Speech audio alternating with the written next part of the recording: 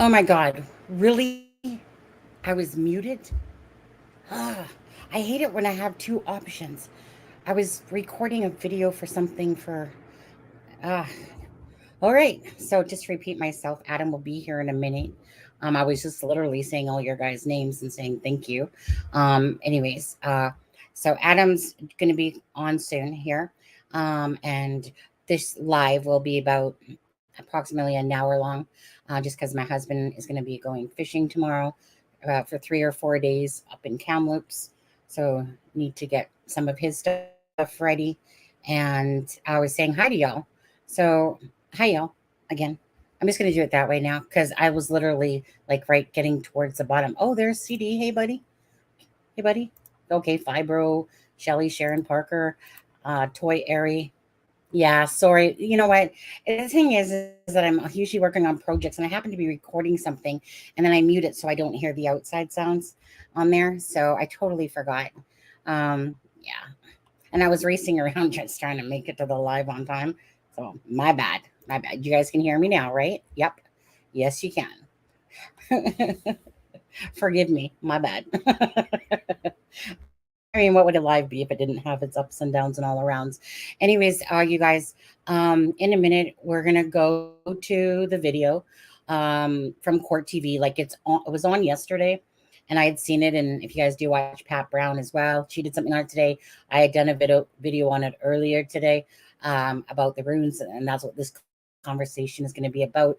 And then Court TV kind of put out like a mini 22-minute one. I'm not going to watch the full 22 minutes, but the gist of it is, if anyone's seen that, it's about the rooms that the defense is trying to say kind of looked a certain way because you just have to basically use what they're giving you in the information and then try to do that. So my husband was kind enough when he made this for me, or parts of it anyway, to put together kind of like the sticks and follow along with what they were kind of saying.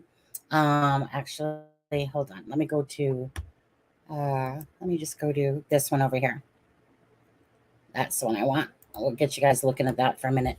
Okay, so this is to do with the, of course, the elder and the younger. Okay, let's see here.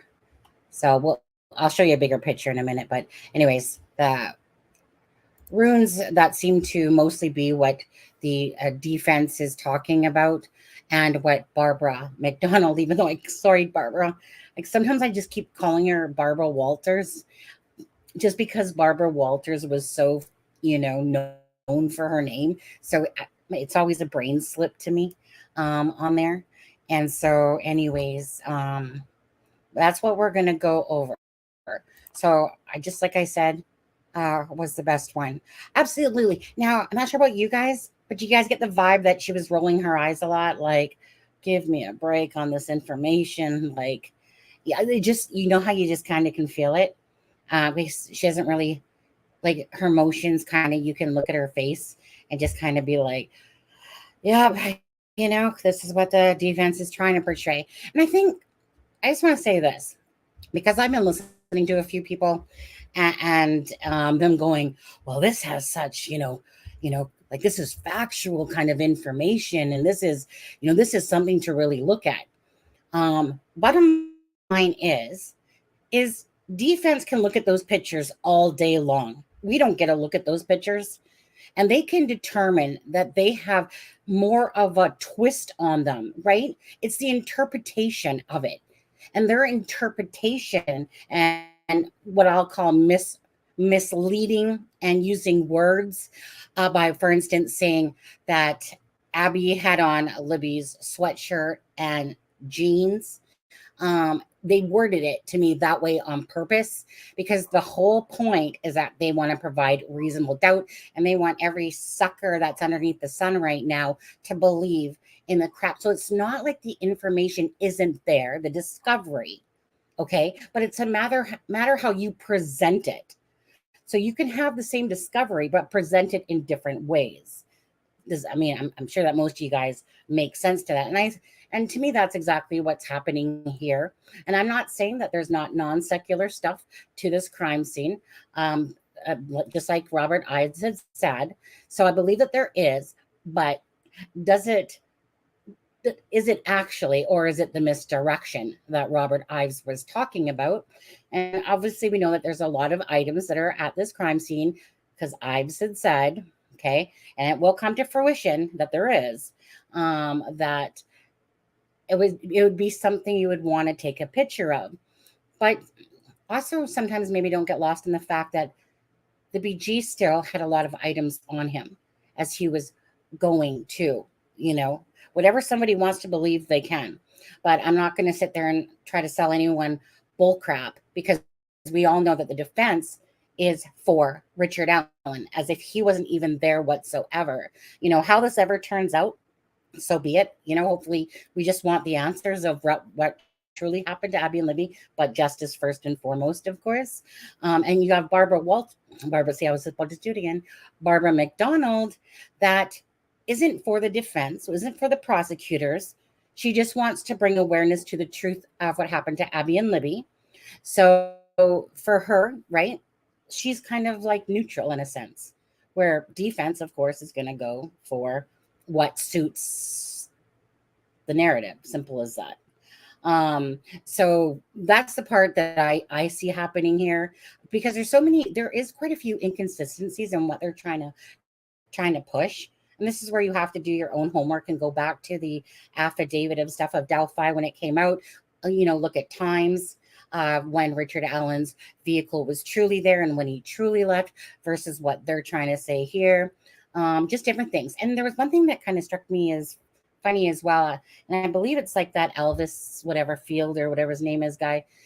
And it's kind of like something like his girlfriend took a polygraph and she passed because he said that he did it. Well, if I tell you a story, it doesn't matter. And then they polygraph you. Of course it's going to be truthful. Of course I'm good. Of course you're going to pass, because you're just answering what I've told you. So of course that's going to be true. Doesn't mean that Elvis person did it. It just means that underneath the polygraph, your answers are going to be correct because that's the information you were told. The sister, thank you, Freckle Joy. Hey, Freckle Joy. The sister or whatever. That's what I'm saying. So if Elvis's sister had said it, bottom line is he told her the story. If she's underneath of a polygraph and they ask her like, did he admit to whatever? She's going to say yes because that's what she was told. So, right? So, no way he has a girlfriend.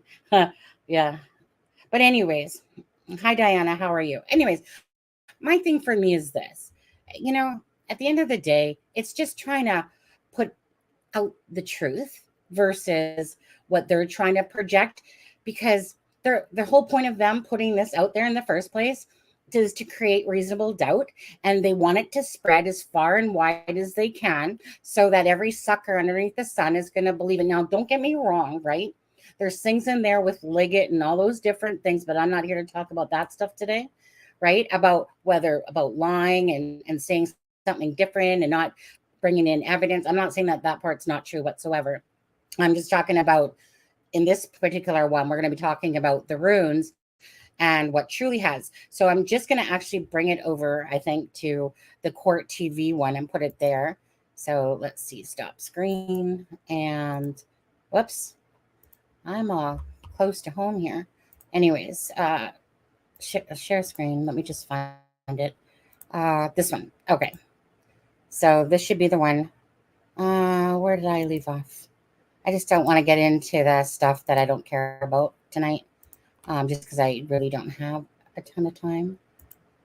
Kind of want to get into the. Okay, well let's just start here. At this, and I want you to remember this always when the defense is putting out an alternative theory. Perfect. Look at their theory and then just flip it on its head and imagine if what the defense is saying is the prosecution's case. And if what the prosecution is saying is the defense case, right? Because that's what would happen. If you turned around and as prosecutors, you went after the people that the defense says are responsible, is there more evidence against them? Or if that was the case, would you be looking at Richard Allen and saying, well, wait a minute, what about this guy, Richard Allen? That's the way I always analyze this. And I do that because I'm concerned about the truth. A defense attorney, that's not their job. Their job is to put the prosecution to the test to make sure they prove their case beyond any reasonable doubt. But in terms of proving things and raising, they just raise doubts. That's part of their job, is to say there's reasonable alternative explanations. But are they better explanations than for what the prosecution is alleging? And how reasonable are they when you really look at them? And that's part of the analysis. Now, I don't know what the truth is here because we haven't seen all the evidence, but we now, tonight, as we sit here, have been privy to a lot more than we were before the defense filed these papers and it was released.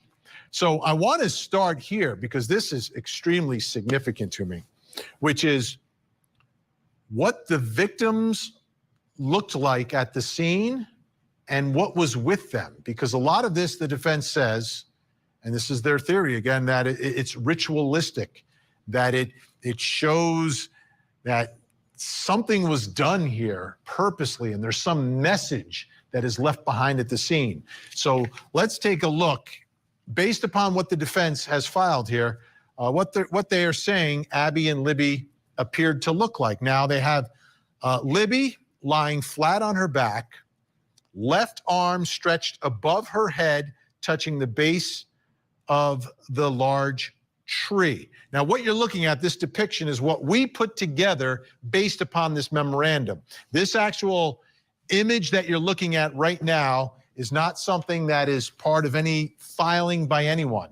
We here at Closing Arguments, based upon this description, have put this together. Libby's right arm was placed along the side of her body. A large branch was placed on her left shoulder. The branch extended above Libby's head and below her legs. Two smaller branches formed a V where her legs joined. Both sides of the V extended upwards towards Libby's head. The branch extended across Libby's body on a line from her right shoulder to her left shoulder. Now, Abby. Just feet away from Abby, at an angle, Abby's legs are feet away from Libby's legs, their heads just a few feet apart. Abby was on her back, elbows were bent with her arms placed on her chest. Abby's left hand and arm near the left side of her face, right hand and arm near the right side of her face. Okay, there, a little bit of interpretation, however you interpret that. That's how we are, but it could be different, but it's something like that, I would think. Abby's left leg was straight while her right leg was bent at the knee. Her bent right leg was under her left leg. 3 tree branches were placed on top of Abby in the shape of an asterisk. Above Abby's head, smaller sticks placed over her hair, crudely mimicking horns or antlers. So again, looking at this, we put that together based upon the description I read to you. Now, what I read to you is directly from the papers filed by the defense. So this is what they are alleging the evidence says, based upon information they've gotten from investigators and the prosecution. So let's talk some more about this. Joining us right now in studio, co-host and producer of Down the Hill, the Delphi Murders podcast, and Court TV senior writer Barbara McDonald is with us. Barbara, let's start here, okay?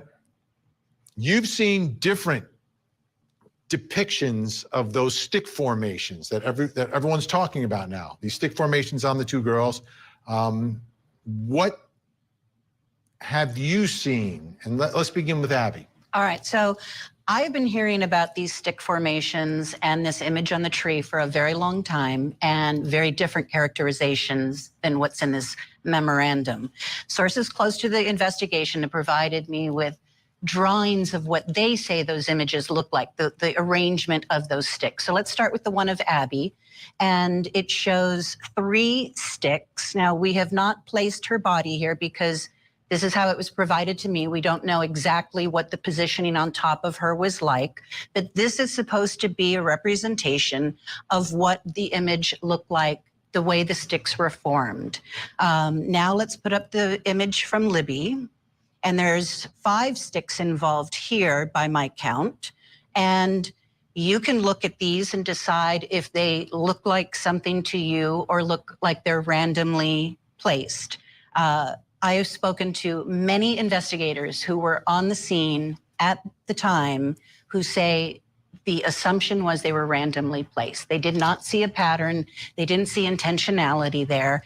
The other interesting thing about these sticks, they did not collect them when they collected evidence from the crime scene. Whoa, slow down. Sticks are placed on the bodies of the 2 victims here, and they're not collected as evidence? They were not collected as evidence until several weeks later, conceivably when this Odinism stuff started to arise within the investigation, and they went back to try to collect those sticks. Now, the other thing we have an image of is what was depicted on the tree. And it's described in this memorandum as being the letter F, a rune painted in blood. Blood, right? That was tested according to the memo. It's Libby's blood, according to the memo. That's what the defense is saying. Yes. I have not heard that part of it from my sources, but I was given a rendering of what the blood on the tree or whatever the substance on the tree appeared to be. And that's what we're looking at right now. This is more accurate. Several of the investigators told me they thought that it was a perhaps partial handprint of the person who committed the crime, leaned up against the tree, and that's how it was placed there. Now, let's put it back up. Let's put that back up. This is significant. This is important. Now, the defense is saying this is the letter F. Yes. Now, we also have a second image where we have placed that rune, the F image, over this. And you can decide for yourself if it looks like the exact same image or not. Again, many investigators thought that it was a handprint or something that was just done during the commission of the crime and not intentionally placed there. But just like the sticks, Vinny, this was not taken as evidence. The tree was not cut down. The bark was not removed. It was left at the scene, photographed, swabbed. Everything was photographed, though, right? The scene had to be photographed at a minimum. At a minimum. But you would think, yeah, at least the bark, from what I've heard, at least the bark should have been taken, if not that chunk of the tree. Well, if they're saying it's Libby's blood, then someone would have to taken a sample of the blood, right? Yes. You would think? Okay. According to the memo, they say the DNA testing shows that it is her blood. This is, you know, what to make of this, right? It seems like there's more to it. There's a reason you're putting the sticks there. You know, I mean, they're put there purposely, whether they mean something, whether they are these secret codes, some Odinistic type of meaning is really the question, right? It was characterized to me as being perhaps an abandoned effort to cover the bodies. Okay, I get that. All right, stay where you are. Joining us now in Delphi, Indiana, podcaster Gray Hughes from Gray Hughes Investigates. Gray, great to see you tonight. First of all, this is like huge information that's being released, right? This, for me, came out of left field, the fact that all this information is released. What's your headline, Gray? What's the first thing that struck you in this after covering this for so long? Well, I, like Barbara, also have heard most of these rumors the whole time with the letter F and the sticks. And I actually, the letter F on a tree is the thing that stuck out to me. Like, whoa, I heard about the letter F, but I didn't know that it was in blood on a tree. But now when you look at it, that with the information that Barbara just showed us, the image there, I mean, who knows how that got there? It could be even, you know, not to sound gross, but like arterial blood spatter that went up onto the tree right there, the way that looks in the picture there. So now that sort of debunks my, like, whoa, there was a letter F on the tree, if that's really what it looks like Barbara showed there. How about the sticks? And this whole notion of Odinism. Let me ask you, first of all, did you ever hear that term Odinism before the release of all this? Believe it or not, I have. I had this friend that took a picture at that early on, because he just travels around the country, and he sent it in. These people went, "Oh, look at that!" They made it seem like they were like part of something just because he took a picture. But I think it's the most. I got to just be honest, like the most ludicrous thing I've ever heard. I feel like when I read through this document, it was the most sarcastic, sort of almost childishly written document. I mean, I've never seen something that's supposed to be professional that sounded the way it did. What did you guys? Well, I'm looking at it, and I always look at things in terms of how does it play in front of a jury, what can be done in front of a jury, and to me, what they have done at this point is make people think, well, what exactly was going on at the scene, and were there investigators? And to me, this is the part that stuck out to me, is they're alleging that there's a group of 3 investigators that were following this theory and believe there is something to it. You're out there in Delphi right now. Any sort of buzz on the ground out there with the release of all this, Gray? Yeah, I mean, I've actually talked to family members and the ex-prosecutor from a long time ago. He doesn't really keep up on it as well, but I mean, let's just look forward to perhaps a rebuttal from Liggett. I think that's kind of the buzz. I mean, when I went through the document, I don't know if you're interested in this portion, but there was a glaring omission of the 3 girls that Richard Allen passed. Absolutely. So remember when Richard Allen says he got there, he passed 3 girls on his way to the bridge. Those 3 girls were leaving the area. They passed the bench right there near the, heading towards the Freedom Bridge at probably, I think it was 127 or 126. Richard Allen's driving by up above on the street. He parks his car at 1:30, he said. And then He walks onto the trail, and those three girls walk right by him. And then he admits that he walked by those same three girls. So that places him heading to the bridge at 1:30, but in the document, it says 12 to 1:30 is when he left, but he wasn't leaving at 1:30. He was going towards the Monenhigh Bridge. Exactly. So why did they leave that out? I Well, agree with Greg. help you. That's why you leave it out. So, but fascinating. So, give me your bottom line now, Greg. From having gone through this, covered this for so many years, had you before this time ever thought that this could have been a ritualistic killing, and that you were looking for some group, some sect out there in Indiana?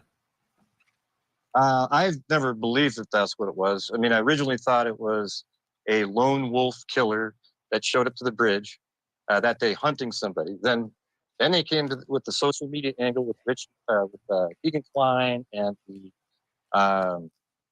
Anthony Shots profile, and now it seems like it went back to the individual person, being Richard Allen. Except, I mean, don't you guys feel like it's a little strange that the only reason that that the Anthony Shots profile that didn't get to meet Libby that day was because some other random killer killed the girl? Yeah, I mean, I've been saying this as well. You know, what are the odds? Like, what? We're going to leave that part right there with that, because at the end of it, we all know what another voice that's going to be very familiar.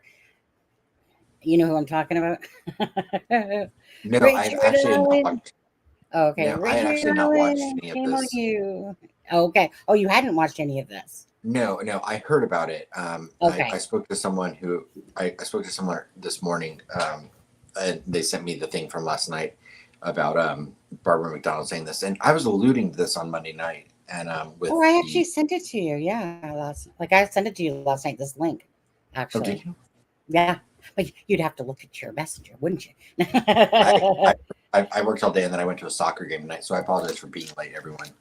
I'm sorry. What, Adam? Is that hickory sticks? Those would be hickory sticks. That's hickory sticks. And you know, it's Great rare that champagne? I agree with Gray Hughes, but I do have to give him props for the fact that I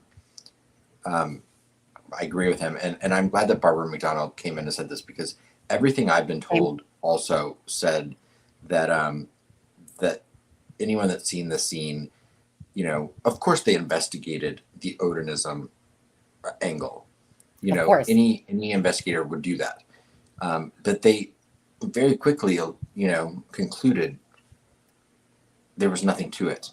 You know, anyone that has seen the scene that I've heard from or heard of has said that, you know, that these sticks and everything looked haphazard almost, was the Right. word that was used.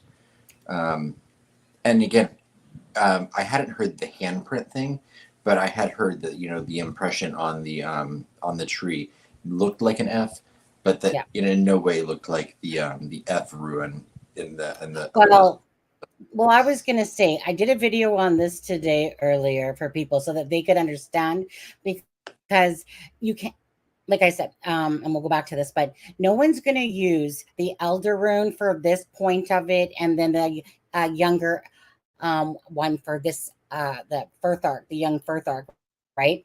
So meaning that F would only make sense if it was deemed as the word wealth, not hail, because F is going down for Odin, for the god, Right, and there's the hook. Pardon? And isn't there the hook at the bottom? Well, no. Or is that the other one? Okay. No, I'll show you it again in a minute. Yeah. Hey Jeff, how are you? Hey guys.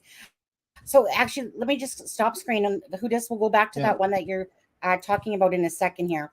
So share screen. We'll go over to CD. I know CD's in the house. Yeah. Where? Sorry. Let me go to right here. Okay. So if I put this bigger for you guys, and oops, no, I need to make it smaller. No, I can make it bigger. Let me go over here. Okay. I'll just make this bigger for you guys. and I'll just boot us off the screen for a second. So basically, the elder funk there. Let me take that off for a second.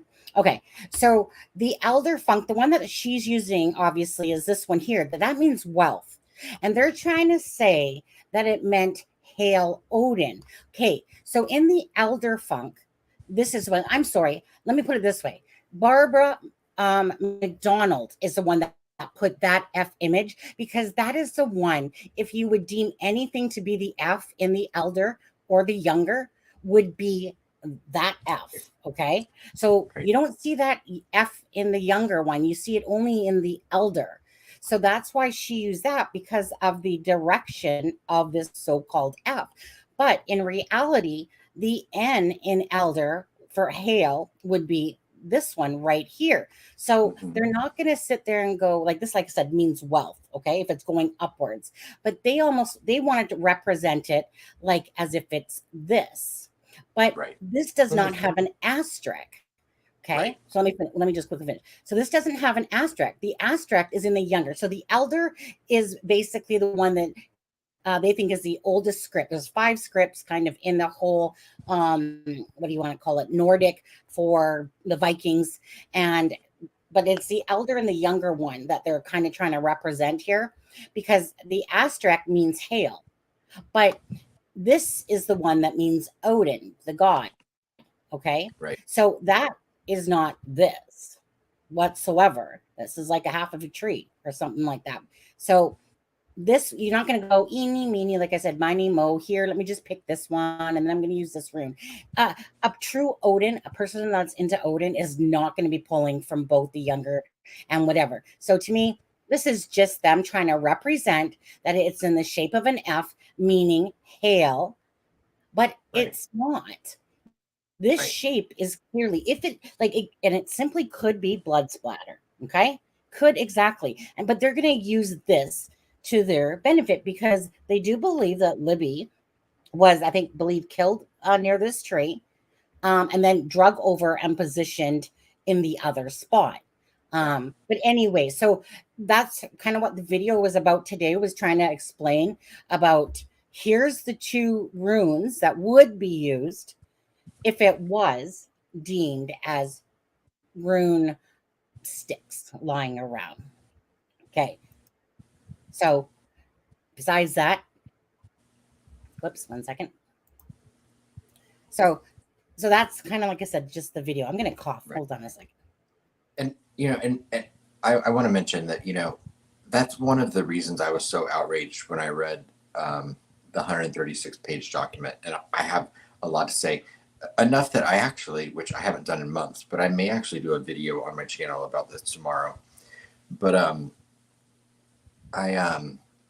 Go at him. I was outraged at the fact that the defense took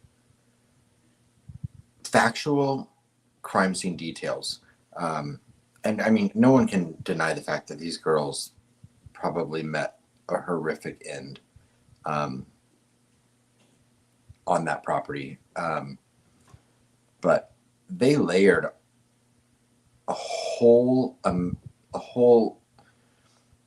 I don't they put a whole layer of fan fiction on top of the horrific factual details to make a connection to something that isn't there.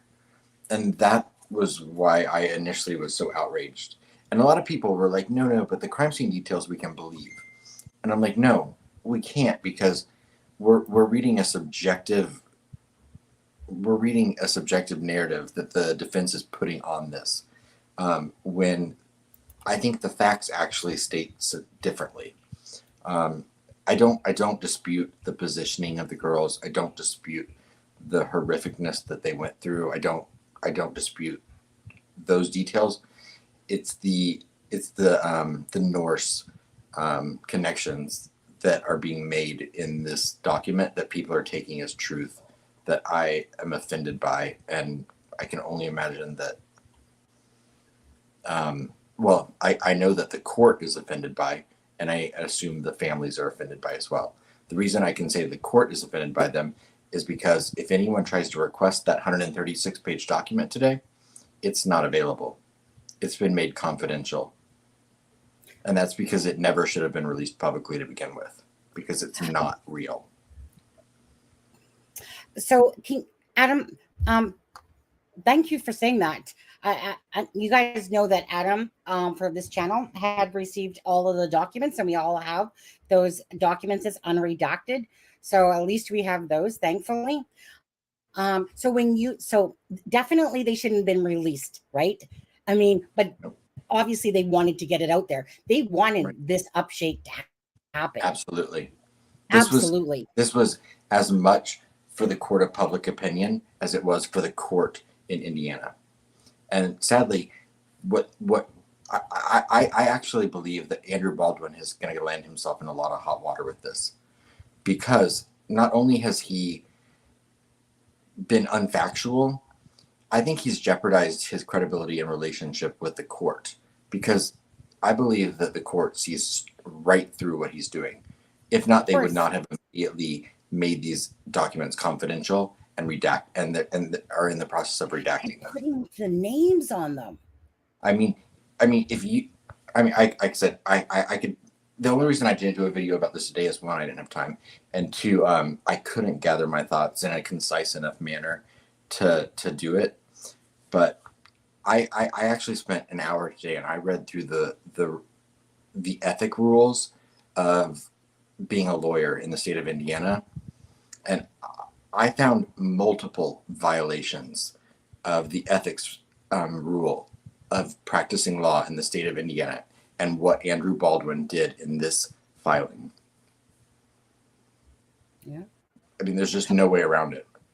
Okay, so just to make it clear, so you're saying that the courts did not approve of this going out? Well, I mean, they made this. We talked about this on Monday, and I mean, the defense made this.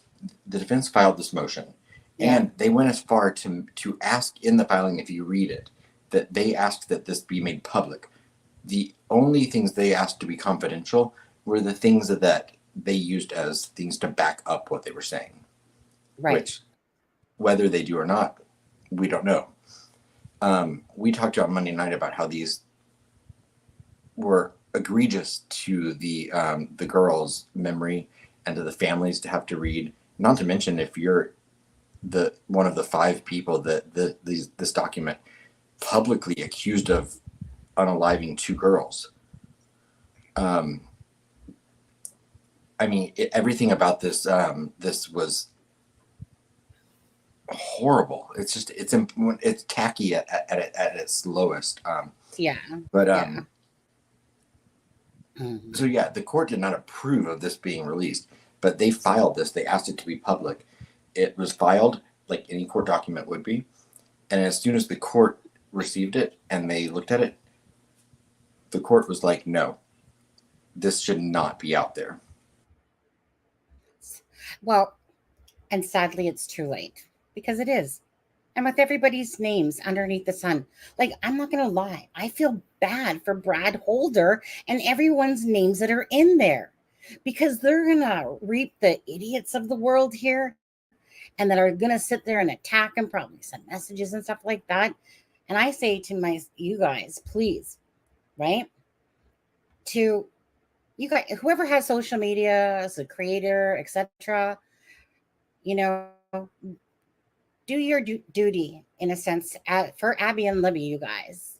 I'm not sure what's happened with Adam over there. But do your due diligence for Abby and Libby over there. And please propagate about the bull crap of this. Because again, it's kind of like having pictures and having this and then pushing an entire narrative. So they might be looking at the pictures, but again, we don't see them. Nope. Right? Now this is about Abby and Libby, and not this false narrative that I know that they're trying to push. Right? Like there's certain things in there that are going to be. They wanted this to hit the news the way it did. They did this. Reason they are literally popping champagne. I swear to God on this one. And I guarantee you, what I believe at this point is, when this finally makes it to trial, because of their antics today or yesterday, you will not hear one word of Odinism in that trial because it won't be allowed. Mm. Yeah. They There we go. they will strike this from being admissible in court 100% because he's without merit accusing someone of murder that there's no evidence to back up. I'm sorry. Dean, are you trying to make a sarcastic remark to me? And if so, I'm going to give you the door if that's the case. I'm not into people coming in here and trolling. We're here to talk about Abby and Libby. We're not here to talk about me, unless you want to, of course. But it's about Abby and Libby, and it's about the information. So his thing was, Sonny, attack people, L. Hypocrisy runs deep here. You know what? Let me just help you to the door, Dean. Because I know an insult when I see it, and you're not welcome here. Have a good day, buddy. And ban user. Okay, don't need idiots. Who isn't a hypocrite in life? Speaking of I am. speaking of hypocrisy, can I say one thing really quickly? Sure. For all of the people that seem so worried and concerned for Richard Allen's being innocent and his rights being violated, the very lawyer that's arguing his rights are being violated publicly accused 5 people of unaliving 2 girls. Yeah. In a public document. I mean, is that a rights violation? I would say it is. And not only that, if you want to go as far to talk about, their reasoning, a lot of people haven't talked about, yet again, they've asked for him to be transferred to a new facility. And the reasoning they gave this time is because he was being guarded by Odinites that were prison guards. But throughout these documents, they multiple times talk about how they did not tell Richard Allen that that there was an Odin element to this case. So yet then they said that Richard Allen was too afraid to talk about certain things, and he it played into his mental health because he was so scared of these guards. Right. How are you scared of these Odinite guards that you don't even know Odinism pertains to this case? It makes no sense because it's not true. Right. Again, there's so much like what you said at the beginning, Adam. And there's so much BS to try to push this narrative. To me, it's like that whole little word salad thing where it's kind of like, we got this information here, but we're going to present it this way. So that it all, like, it's a joke. So, Absolutely. And so when I hear a creator, but when I hear a creator sitting there going, oh, is this why Richard Allen is so frail and whatever? Because of all, grab a freaking brain cell. I'm so sorry. Because it's so laughable to me. Like, do you know what I mean? When you're reading something and you just know it's bogus. Yeah, he was terrorized that something was going to happen to his family. Absolutely. So he had to repeat 5 or 6 times that he did it. Right. Mustang said something. Mustang says they would have been better off blaming Ron Logan. And I want to mention this because we talked about it on Monday night. But Ron Logan, I think, would have been the obvious choice for the defense to go with. And they still may, because like I said, I doubt that the defense that they presented in these documents is going to make it to trial. But in a 6-year-long investigation, any investigator is going to have multiple files on different POIs throughout that 6-year investigation. So when you're the defense team and you receive discovery material, you're receiving material that doesn't even pertain necessarily to your client because you're receiving all of the case evidence, all of the case files. So, I mean, if you think about the same thing that they've done with this Odinism thing could have been done with Chadwell. It could have been done with Daniel Nations. I mean, for the Lord's sake, Indiana investigators flew to Colorado to talk to Daniel Nations. So I imagine they have a whole book of files on Daniel Nations.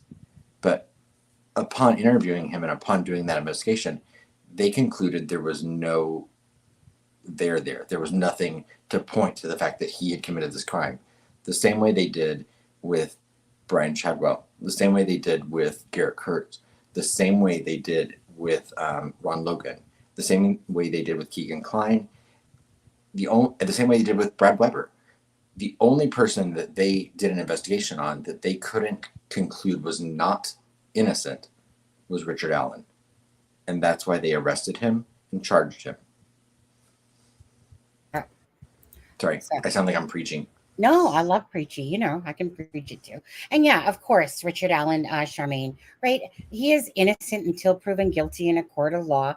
There's some people that still don't believe it's him and whatever, and it doesn't matter. Like I said, I'm just trying to let the judicial system play its course for Abby's and Libby's case, because it's going to play out the way it's going to play out regardless. And, you know, if the jury finds him guilty and stuff like that, and that he was the only solo bird in this whole thing, then so be it. I mean, it's one of those things, unless new evidence comes to show somebody else. Either way, I'm just, this information, personally for me, this information going through it, yes, they received discovery. That doesn't mean that they can't manipulate how it is processed and put out there to you guys. And that's the bottom line of it. So, like, did I fall off a turnip truck or something and didn't know that? That, of course, the discovery is brought over by the prosecution. And, of course, they could see those same pictures, like I said earlier, and they could literally sit there and manipulate it to the way that they want to present it from those pictures. Right. So, and for anyone that didn't read the footnotes in that document, I did. There was a lot of information in there because, you know, they multiple times say that they, you know, that the whole, there was a whole new batch of evidence they could have picked up on the 11th. They filed these motions saying, we haven't received this, but they might be available in the the document dump that is now available for us to pick up that we haven't picked up yet, or that we just received and haven't looked through. So, I mean, there's no misconduct happening on the prosecution side. I mean, trust me, I spoke to an attorney today regarding it, and I also read all of the rules myself. Thank you, Adam. But the prosecution has done nothing wrong. And if anyone wants another, you know, a second opinion, listen to the prosecutor's podcast about this from yesterday, because they explained it as well. I was gonna say, I believe I think that's the channel name, the prosecutor's podcast. Okay, let me take a look. Well, I'll look for that in a minute. We will get to part of this video towards the end. And we're not watching, of course, all 44 minutes. So, Adam, my husband's going to be going fishing for 3 or 4 days tomorrow. Be coming back on Sunday. Whatever will I do, Miss Sam? Oh, Lord. Everyone, she's going to be live for like 12 hours a day.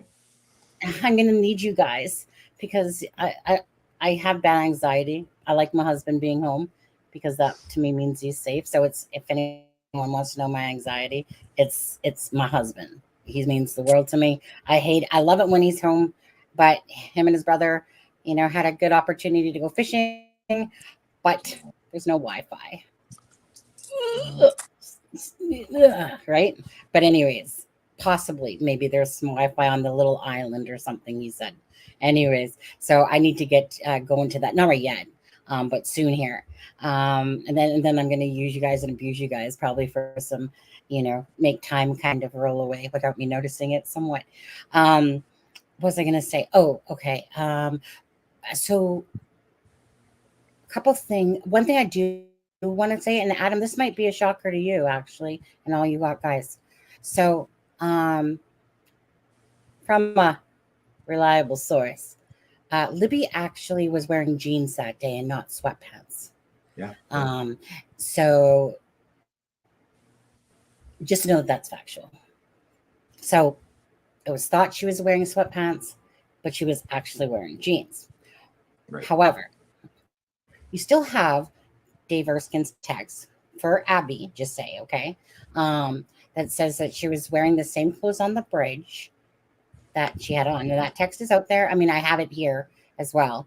But so just remember that, like I said, do your research and stuff like that to see what seems more factual and what they're kind of pushing. For me personally, we can see what's going on here. This document, they wanted it to explode. They did. Now we need to reverse that effect back off of them. So please, people, use your brain power here and realize what is being fed to you and what is true. Doesn't matter that they have the discovery and stuff like that. You know, Odinism we know was talked about, and they obviously felt it had nothing to do with it, hence why it was dropped. And now poor Brad Holder is going to be drugged through this all and stuff like that. So the defense. So unless you're on the defense side, you know, go whatever, you know, do whatever you want if you're on the defense side. But Abby and Libby's side. I want to answer. Tammy Martin says, "Why aren't there like 6 attorneys on Podcasting Court TV saying these documents are a problem for the prosecution?" I'm not attacking. I've not watched a lot of stuff from other lawyers or people, but I will say that there are a lot of lawyers and a lot of people that give their opinion and information on things that they don't actually know about. Thank you. That they don't know nothing about. We know about. And if you do watch some of these people, like I haven't watched it myself, but I was told what one lawyer that's on YouTube that I typically respect said about this, and I was like, I couldn't have disagreed further from what I was told they said, but I think that what, you know, like I'm not a lawyer, I don't know, but what I do know is we'll see how this is going to play out well before this goes to trial, because we're going to see a ruling on this by Judge Gull.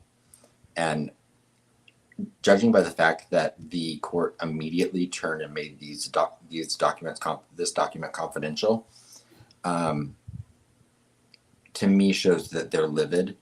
They know this was bullshit, and that's not going to help the defense in any way. In fact, no longer do I think it's so much a question, will Richard Allen make it to trial? I honestly believe, will Andrew Baldwin make it to trial as Richard Allen's attorney? I think. What was the last part you just said there? I'm theorizing, of course, but I think that the bigger question at this point is not will Richard Allen make it to trial, it's will Andrew Baldwin make it to trial as Richard Allen's attorney. Okay, gotcha. Because I think that this is. I'm gonna be honest about this. I'm usually more reserved when it comes to my opinion on things, but from what I've seen in this, and from what we knew that there was something coming 2-3 weeks ago. Right. I know people that have even heard that it was the Odinism thing. These were leaks coming from the defense. Yep. At the very least, that's a violation of the gag order. I think it's an obstruction of justice. And I think there should be ramifications for the actions taken by the defense. And if you read through the rules and regulations of attorneys in the state of Indiana, they are in violation of several of those ethics violations, in my opinion. Mm-hmm. Well, to me, and we'll see. I could be, if I'm completely wrong, we'll see. But well, I agree with Houdis on the fact that the defense is doing everything under the sun to win this case. These people do not care about Abby and Libby. They care about getting their client off. They have no emotions attached, even as parents, to this case, because that's their job to do. We, however, and the prosecution, care about Abby and Libby and want the truth out there. So I agree that they're trying to shovel shit up our asses with this bull crap. And it's our job to stop it, even though they succeeded in putting this information out there, right? And there's going to be people that are going to buy it and sell it and believe it, think it's like, the grand, this big information that's come out and stuff like that. And the truth is really, like you said, they're layering it the way that they want to present it to you. And this is exactly what they wanted. And so now everyone's at the cost of the dignity of those children. correct. We're here for Abby and Libby. We're here for Abby and Libby. And like I said, anyone that doesn't have blinders on can see exactly what's happening here. So when people say, oh, they're looking at the discovery, great. I can look at the discovery too and come up with something else. That's an alligator on that freaking tree and it ain't no F and stuff like that. So they're just trying to present it to you in the fashion, right? So it's not like they're trying to say, take the pictures and whatever, but they're trying to manipulate that is not Hail Odin, first of all, but they're going to put it to you that way. But it doesn't stand for Hail Odin. That right. F is not like, even if that is an F, let's just say by. And like I said, we will not hear the word Odinism one time in this trial. Yeah. When it finally makes it to court, or when it finally makes it to trial, this will all be ruled inadmissible. I guarantee it. Like, I'm personally, besides trying to put the truth out there, and thanks to certain sources, I say that with a very big source on it, to get the truth out there from the higher sources, to bring that to you guys, this channel, right? Yeah. I'm not going to feed into this crap that they're trying to sell on this whole Odin thing and stuff like that. I believe maybe someone was trying to perhaps make it look ritualistic. We know that there's items there. Right. If it's National Enquirer level, exactly. Yeah, worldwide news. I I agree. Who just said, I don't think the defense has any reason to lie about what they see in the discovery and all that stuff. You're right, they don't.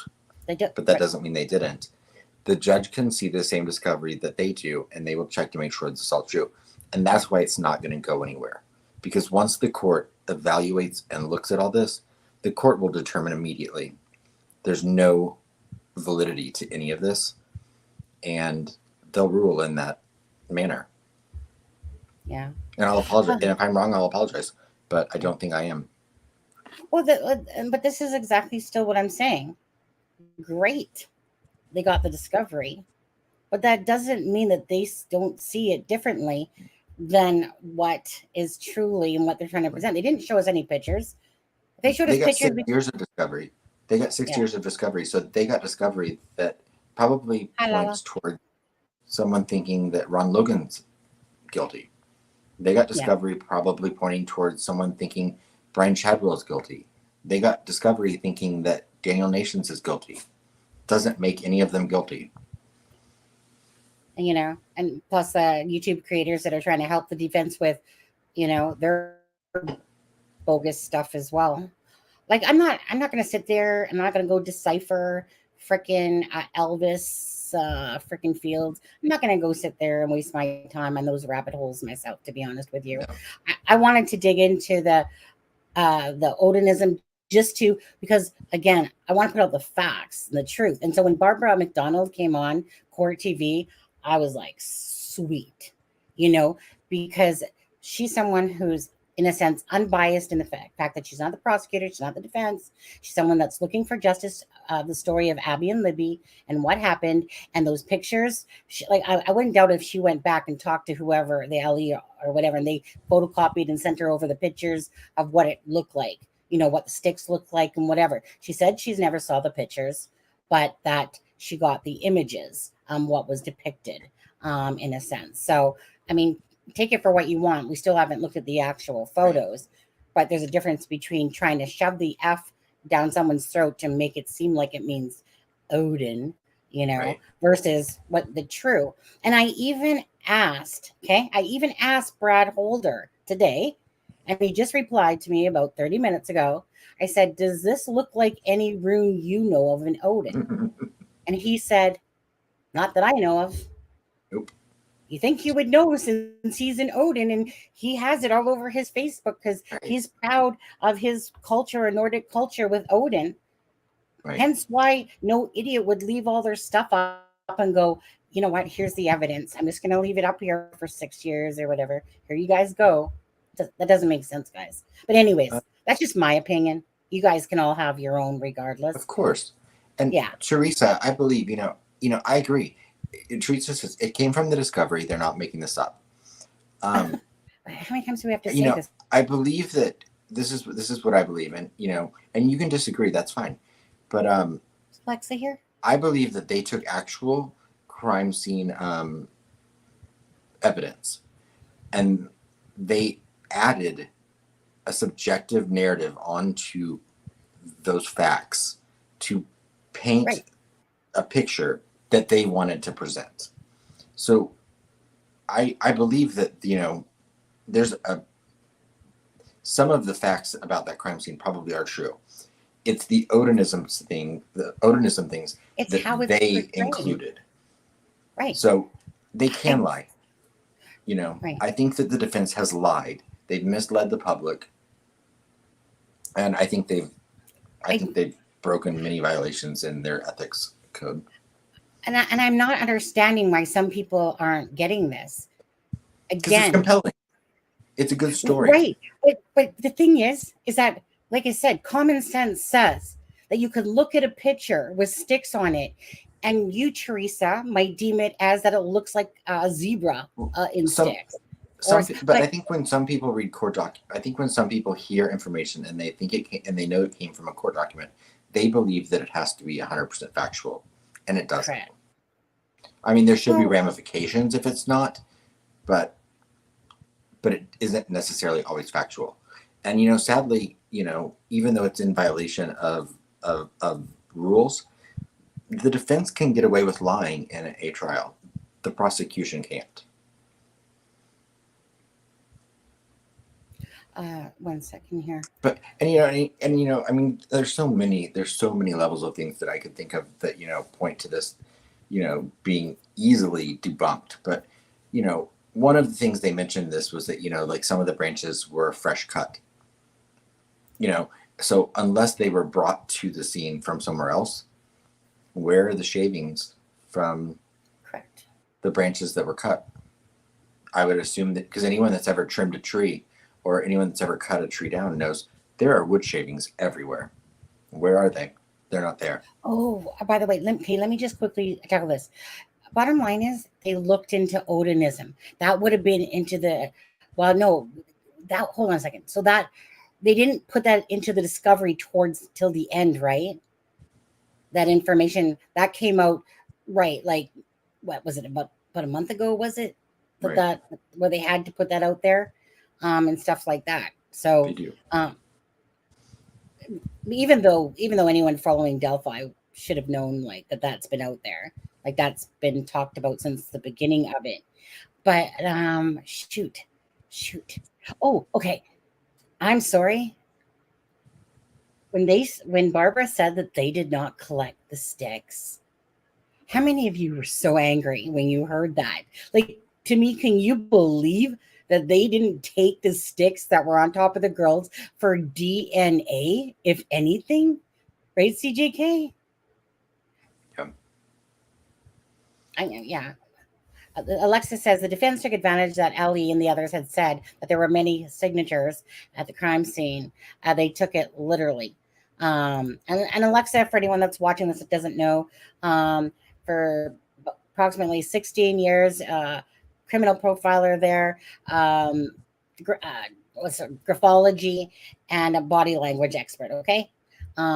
So, like I said, profiler like Pat Brown, those exact things. So, Alexa has the experience in a sense, right, of somebody that I'm going to trust more than just say a random person that has never worked in the field.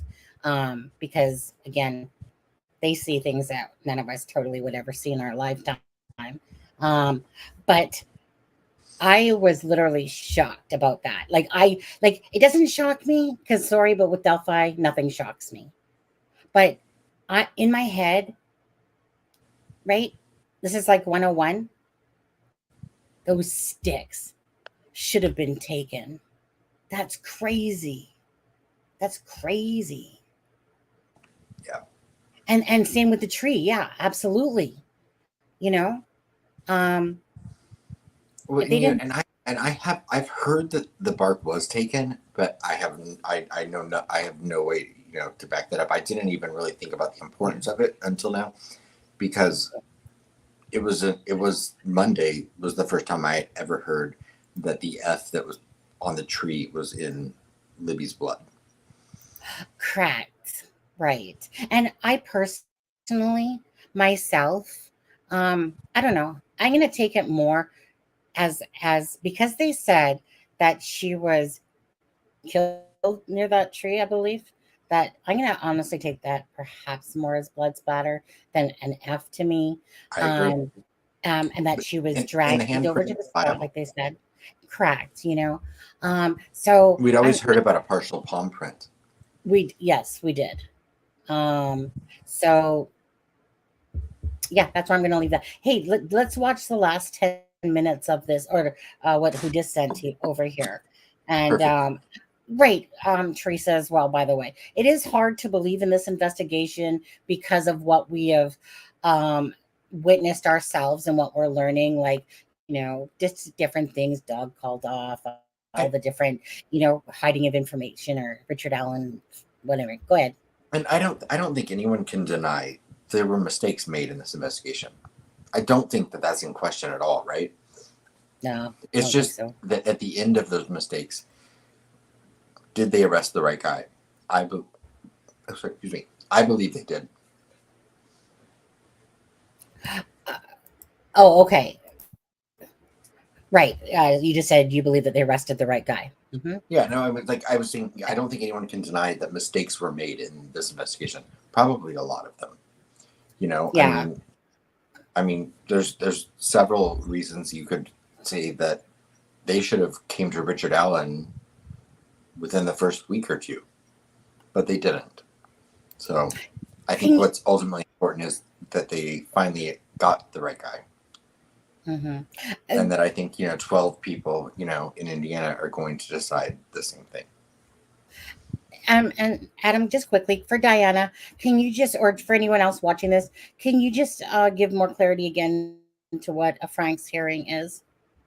A Frank's hearing is going to be hearing to determine whether or not a law enforcement officer or someone within the judicial system lied in order to obtain a search warrant or an arrest affidavit. And the prosecution had or the defense, of course, would like a Frank's hearing because they want to throw out evidence from the search warrant, all of these things. I was saying the other night that I hoped that Judge Gull would grant them that so that this could be played out in court. I don't think they're going to get a Frank's hearing because I don't think they provided actual evidence to merit one. I guess we'll have to see, on there. Okay. Teresa says I have reasonable doubt if I was on the jury. And Teresa, you know what? And that's exactly why that's exactly what they're trying to do. Why we have, that's exactly why we have the system we do, so that 12 people make that decision given the information they have. We just don't yet know what information they're going to be making that decision on. Yeah. And Shelley, the F is for flunk, fail. Okay. To me, that's what that stands for, if anything. And like I said, at the end of the day, just try to use the common sense and see what's happening here. Anyone can believe what they want to at the end. It's your prerogative to do so. I'm going to take the side of the fact that this is the intent of the defense. They just want to get Richard Allen off. Bottom line, don't care about Abby and Libby. Bottom line of it. Anyways, you guys, Hudas, thank you for sending this, and I'm just going to go up to about the 10-minute mark here, and or towards the end. Let's see, how long is this? 42 minutes. This is at okay. Let's go. I suppose.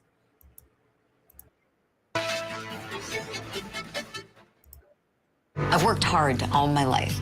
I've gone from being a local reporter to becoming a law student to then even going on to teach other lawyers, all before I came to Court TV. As a journalist, lawyer, and teacher, I learned the secret to success is speaking in your authentic voice.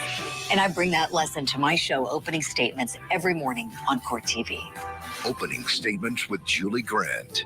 Weekday mornings at 8, 7 Central. Only on Court TV.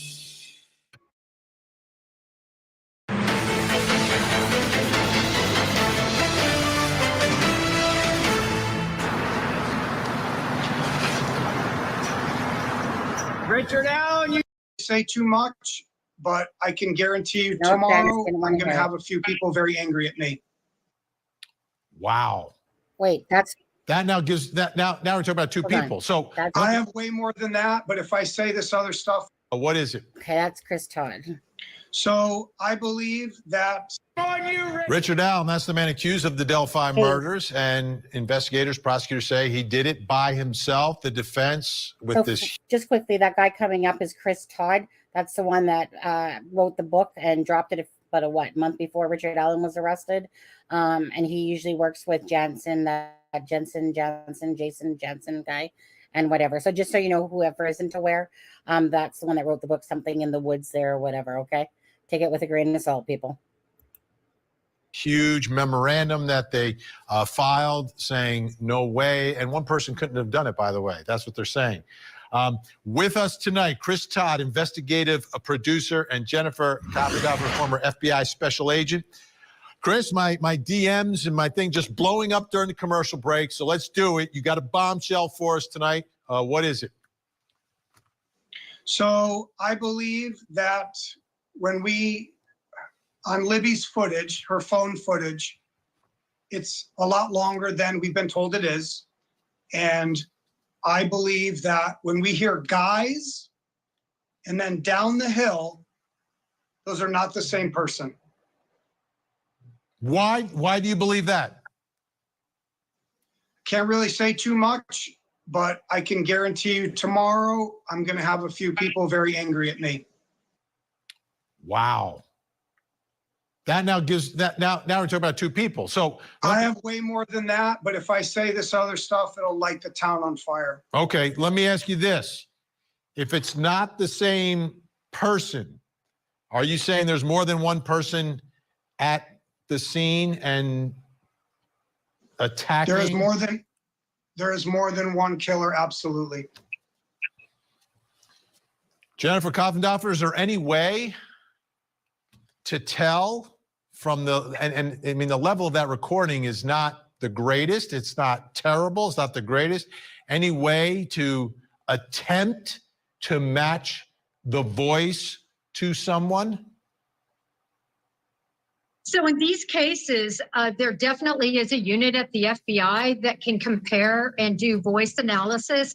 The problem is they will not be able to say 100% sure that these are the same voices. So the problem is there's never going to be an exact answer. And back to the question, though, about whether there was more than one person, I'm reminded of the prosecutor who, when it was being discussed about sealing the information, actually said that there was more than one person. And so we need to seal because we're still investigating. So I just find that was interesting when he said those words. So let's take one more listen because everybody at home wants to hear the voice one more time. So we're going to play it for you 3 times in a row. Let's take a listen. Guys. Downhill. Guys. Downhill. Guys. Downhill. Now, again, we are the ones who put the video with the audio because this is the video that was released that did not have the audio on it. The audio is separate. So what Chris is saying today now is that the man that is walking there is not the voice that we hear. Chris, So another. let me clarify. Let me clarify. Okay. Yeah. Okay. No, BG is saying down the hill. The person saying guys is not on camera. And I'm going to tell you this right now. Guys actually comes after down the hill. It's out of order. What? Mm-hmm. So what you're saying is that this audio was edited, Spliced. rearranged, and then And I'm released. not blaming law enforcement. It might be a smart tactic. I'm going to stick up for them right here. Because remember, we only first heard down the hill. We didn't hear guys. That came out of nowhere later on. They never explained why were they releasing the word guys. So I believe that down the hill comes first, and that phone stays on, and Libby did an amazing job. What a courageous little girl, okay? And it carries further, and then someone says guys and gives a command to do something, and I won't say what it is. Very possible, because we have not heard the whole thing. Jennifer Koffendorfer is with, first of all, let me ask you this, Chris. Is it your belief that it's very obvious when you look at the complete thing that it's two different people? I always believed early on from sources that came to me and investigators, and even we had Leo whistleblowers and stuff. God. And a lot of normal people believed it would be really hard for one person, Right. especially. But what Right. I'm asking you, Chris, is the voice that we hear from that recording, when you see the whole recording, is it obvious in the context of that it's two different voices?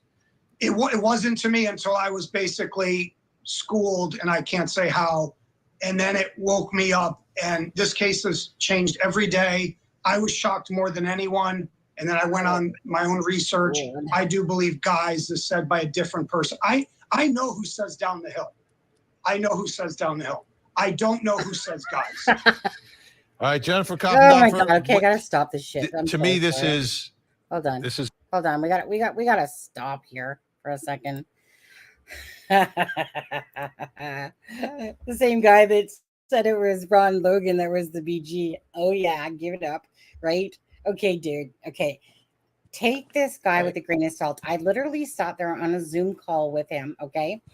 So arrogant and so well, you know what? You never told me you had a Zoom call with Todd Yep. Guzman. Yeah. But Oh, I mean Chris Todd. Yeah, Chris Todd. Like, I don't know. It's probably been about a year now, probably. Anyways, so we're sitting there and trying to talk. The only Good thing luck. the only thing that he wanted to talk about was how right he was. And he said that anyone that didn't believe like this, that it was clear as day and that Ron Logan and blah, basically to say that everyone is stupid. If they don't understand his narrative. I couldn't say basically crapola because he was so adamant about his information being true that I think the word he said was loony, that anyone that doesn't see it is a loony. So I said, oh, so I guess you're calling me a loony, So he basically he was full of himself. Honestly, couldn't take the guy listening to him anymore because he just wanted to bark up his own tree. And this is where Jason Jensen and stuff like that.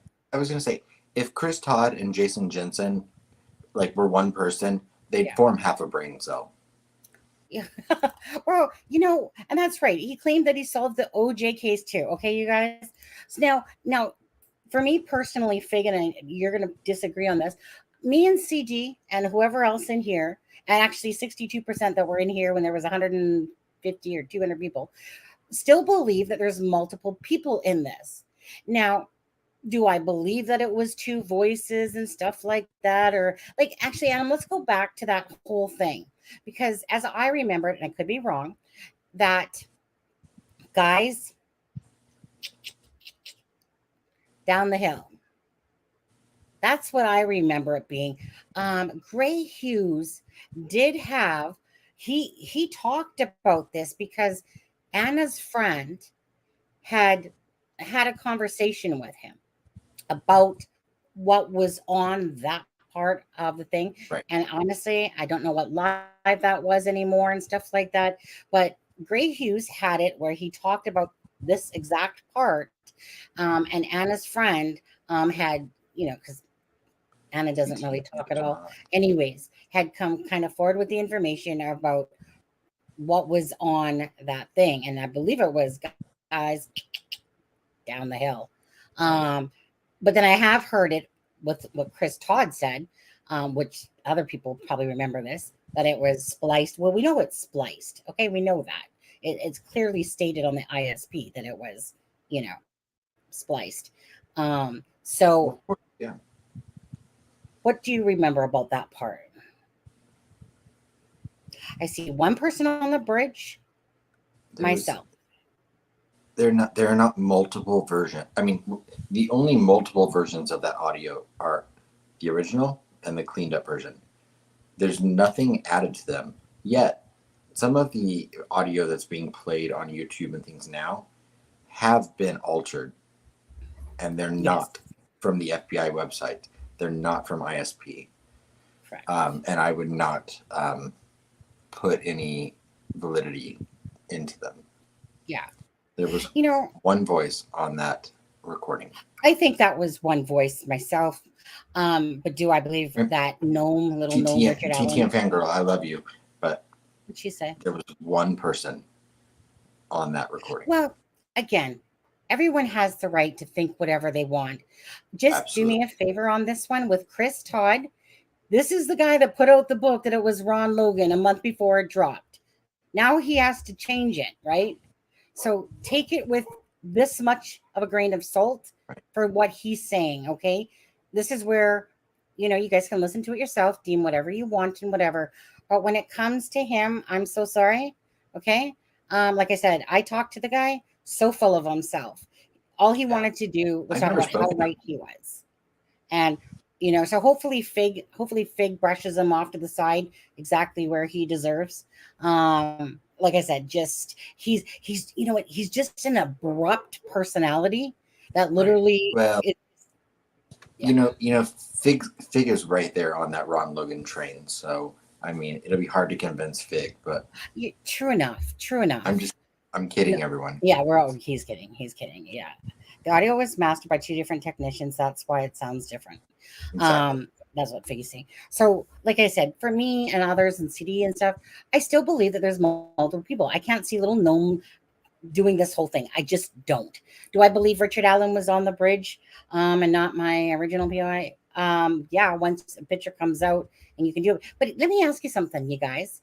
What about this 20-year-old with puffy hair, clean shaven? Do you think that they just made that seem like that in those documents as well? I mean, if you're reading these documents, the only thing that can't be questioned, according to the defense, are the witness statements by Betsy Blair. And I'm not saying anything against Betsy Blair. I think that witness statements are invaluable, and thank God for people that come forward and give statements, but they also aren't always accurate. I think that there's clearly enough evidence in history that shows that if you ask 5 people what they saw 5 minutes ago, you're going to get 2 or 3 different responses. They did that too with Area 51. Look at the car. Look at the car that we talked about in this. It goes as far as a smart car, a Ford Focus, a PT Cruiser, or a 1965. And I'm sorry, everyone. Ford never made a comment. Mercury did. So again, Betsy Blair, I'm sorry that your dad had this vehicle, but Ford didn't make a comment. Mercury did. All right. When I looked up that vehicle, I was like, you got to be kidding me, right? So now this vehicle that looks like a freaking old Ethel elongated old car, all of a sudden now is placed there instead, and all this stuff, and that Richard Allen left at 1:30, and we know that that's not true. But yet the Ford Focus was on camera at 1:27, traveling west, not east. Yeah. When west is towards the direction of the CPS parking lot. Yeah. And again, if you want to go as simple as to think about, if Richard Allen was not there, and I'm gonna use a vulgar language, but if Richard Allen was not at those trails that day to do if he wasn't there to do bad shit, why did he park at the CPS building? Why did he park when there is a designated parking lot. There's also the Mears lot. There are several closer, more accessible points to the trails he could have parked. He chose to park at the CPS building, backed his car in, and then walked an unnecessary distance, carrying someone. Well, someone was carrying a knife and gun, but he walked an unnecessary distance to the trail, to the bridge. Yeah. Why wouldn't he have parked somewhere closer? Yeah. But yeah, and that's and right. That's low on my Yeah. you know Fig, reasons he's I love you, buddy. I'm going to disagree. That's not the way I see it, but we'll see. We'll see how it all plays out. At the end of the day, regardless if it's one, regardless if it's two or three or whatever, we want justice for Abby and Libby. Again, no one knows the true facts of this case. I don't even think LE does, to be honest with you, let alone the defense. But hopefully one day, regardless, it will come out. I just, like I said, I can't visual that little gnome there. Did all this, created this whole big crime scene, and who knows? Who knows what the true story behind it all is to me? But I know that Adam and Deb believe it's one. I know me and CD and others believe it's more like multiple. But I'm just really waiting as the process of this, of course, case happens and stuff like that. Just see what kind of comes out of it. And, like, it's also absurd. I mean, it is. From Kagan Klein to this whole thing, it's absurd. It's absurd. This case is like the wickedest circus ride or carnival ride, honestly, that I've ever felt like I've been on when it comes to a case. It is at every time you think you're getting answers, you literally have more questions, just as stuff. Yeah. If you couldn't get any more carnival, and I'm going to be crass for a second, but it's like, I mean, why not throw in, as the defense did, a mentally inferred 50-some-year-old man with the mental capacity of a 7-year-old named Elvis? Yeah. I mean, if the case wasn't crazy enough, let's throw that into the mix. Mm-hmm. Well, and Figgy, I get what you're saying there. Like, you'd think maybe someone would talk, that there would be some more DNA and stuff like that. Bottom line is that we can't trust what the LE has put forth to us, because, again, Doug Carter double talks himself. We can't give out this information. Oh, but I did it in that interview. Oh, this and that. Honestly, it's one of those ones that it really hurts the brain. This case hurts the brain. So at the end of the day, we all have the right to our thoughts, and everyone's count as much as mine. And who knows? We just want to bring out the truth that we can find in the stuff, and in this particular day, because of these documents. Like I said, defense did what they wanted to do and got to do, and dropped this names and dropped all that stuff. And then it's a matter of going, look, guys, use common sense, dig yourself. But a lot of people just come to the channels to listen to what people have to say, and they don't truly dig for the stuff themselves, because everyone has their own personalities. I like to dig. Right. Fig likes to dig. Adam likes to dig. Deb does. Alexa does. Again, I maintain, I think that this decision that the defense made to publicly release this, just like I said, just as much for the court of public opinion as for some sort of cheap lawyering on their part, is going to come back to bite them, because I don't think that it's going to get them a Franks hearing. I don't think that any of this is going to be admissible in court. I think they've cost themselves a lot of credibility and a lot of grace with the court, and I think that's justifiable. I also think them leaking information to people to get this out there weeks ago is a violation of a gag order, and I think it could even be argued that it's obstruction of justice. Mm-hmm. I'm not a lawyer. But you talked to one today. I did talk to one today. Yeah. I can be anything I want on the internet. I'm a Right. lawyer. Now, I will say, I mean, I will say they do not practice in the state of Indiana, and Right. state laws are very different. But Yeah. I also did sit down and Oh, read thanks to a friend of mine that sent them to me. I did sit down and read all of um, basically the rules and regulations of being a lawyer in the state of Indiana. you guys, I'm just quickly going to drop the court TV link, the one that we were watching. If you guys want to go watch that, there's the link. Make your lives a little easier. And also, Adam, I'm just quickly going to look here. Give me a second. And I believe you called it the Prosecutors Podcast. I feel like Right. I've heard of it. I think, you know what? I think it was one of those podcasts that I've listened to. And I think you had too, but without knowing it. Yes. Yeah. And they Yeah. discussed this, I guess last night. Like I said, I've not listened to the episode, but I was told about it this morning. And from what I was told, some of the stuff they said is right on line with what I was told by my friend that's a lawyer or family member. Oh, yes. Yes. I've seen these guys. Yeah. Okay. So I'm going to drop that as well. I'll drop the link, but you can easily type in Prosecutors Podcast as well. That's the link for the Prosecutors Podcast. Okay, guys? So just click right or whatever. Click it right, open up a new tab and save it to watch later, perhaps. Oh, I didn't appreciate the defense calling the girls women. Right, when they're clearly girls, you know. Well, and they actually didn't, Alexa. I mean, I'm not, I'm not gonna. I don't want to defend the defense, but they actually didn't call the girls women. What they were doing was they were comparing the images they said they saw on, I believe it was Brad Weber's Facebook, that were women.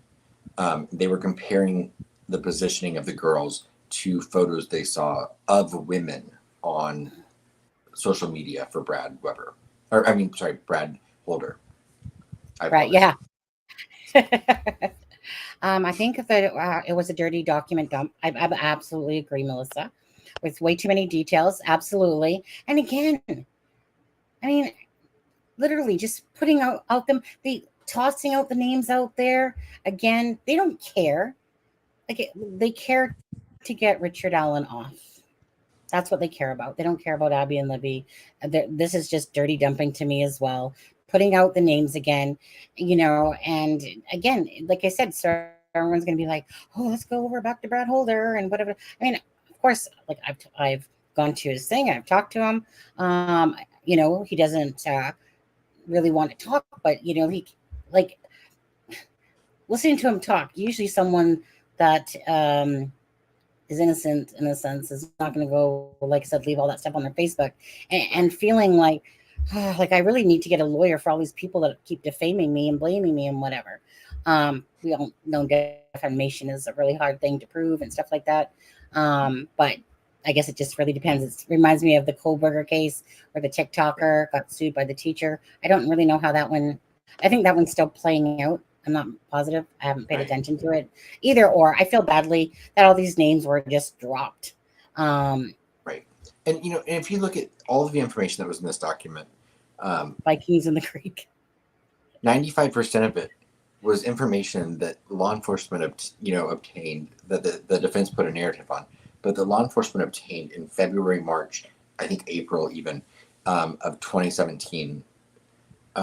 There was an immense amount of pressure on Indiana State Police to solve this crime. There was an immense amount of pressure for the FBI to solve this crime. There was an immense amount of pressure for Carroll County to solve this crime. So if they had this overwhelming, damning evidence that this was a ritualistic homicide, and that they had these 5 people with all of this information about, why didn't they arrest them? Why didn't they interview Brad Holder again? Because there wasn't anything there. His alibi checked out. He was in Buffalo, Indiana at work. There was no, oh, what if someone else clocked him in? What if someone else clocked him out? What if his buddies held the girls and waited for him to get there? It's fantasy. And I think that we'll all see that. mind you. We do still have to remember that Richard Allen's paperwork got lost. for all those years or whatever the heck. Actually, you know what? I heard the true Well, answer, and I don't really remember what it was anymore. I well, I mean, remember. I mean, I pointed this out the other night too, but I mean, if you want to, they even attacked Dan Dolan, I'm not sure of the pronunciation of his last name, as far as the fact that they put Richard Allen's name in as Richard Allen Whiteman, which is the clerical error that we've all heard about for 6 years, now. Yeah, that, yeah. That prevented them circling back to that lead. But in the very document that they're attacking Dan Dolan and saying how he can't write a report correctly, this defense, there's multiple errors in the in the details that they put in there, but they actually at one point refer to a witness by combining two witnesses' names. So if you're going to use the argument that because there was a typo by Dan Doolin, maybe you shouldn't then use the name Betsy Carborough in your in the same document that you're attacking the conservation officer for writing a report incorrectly.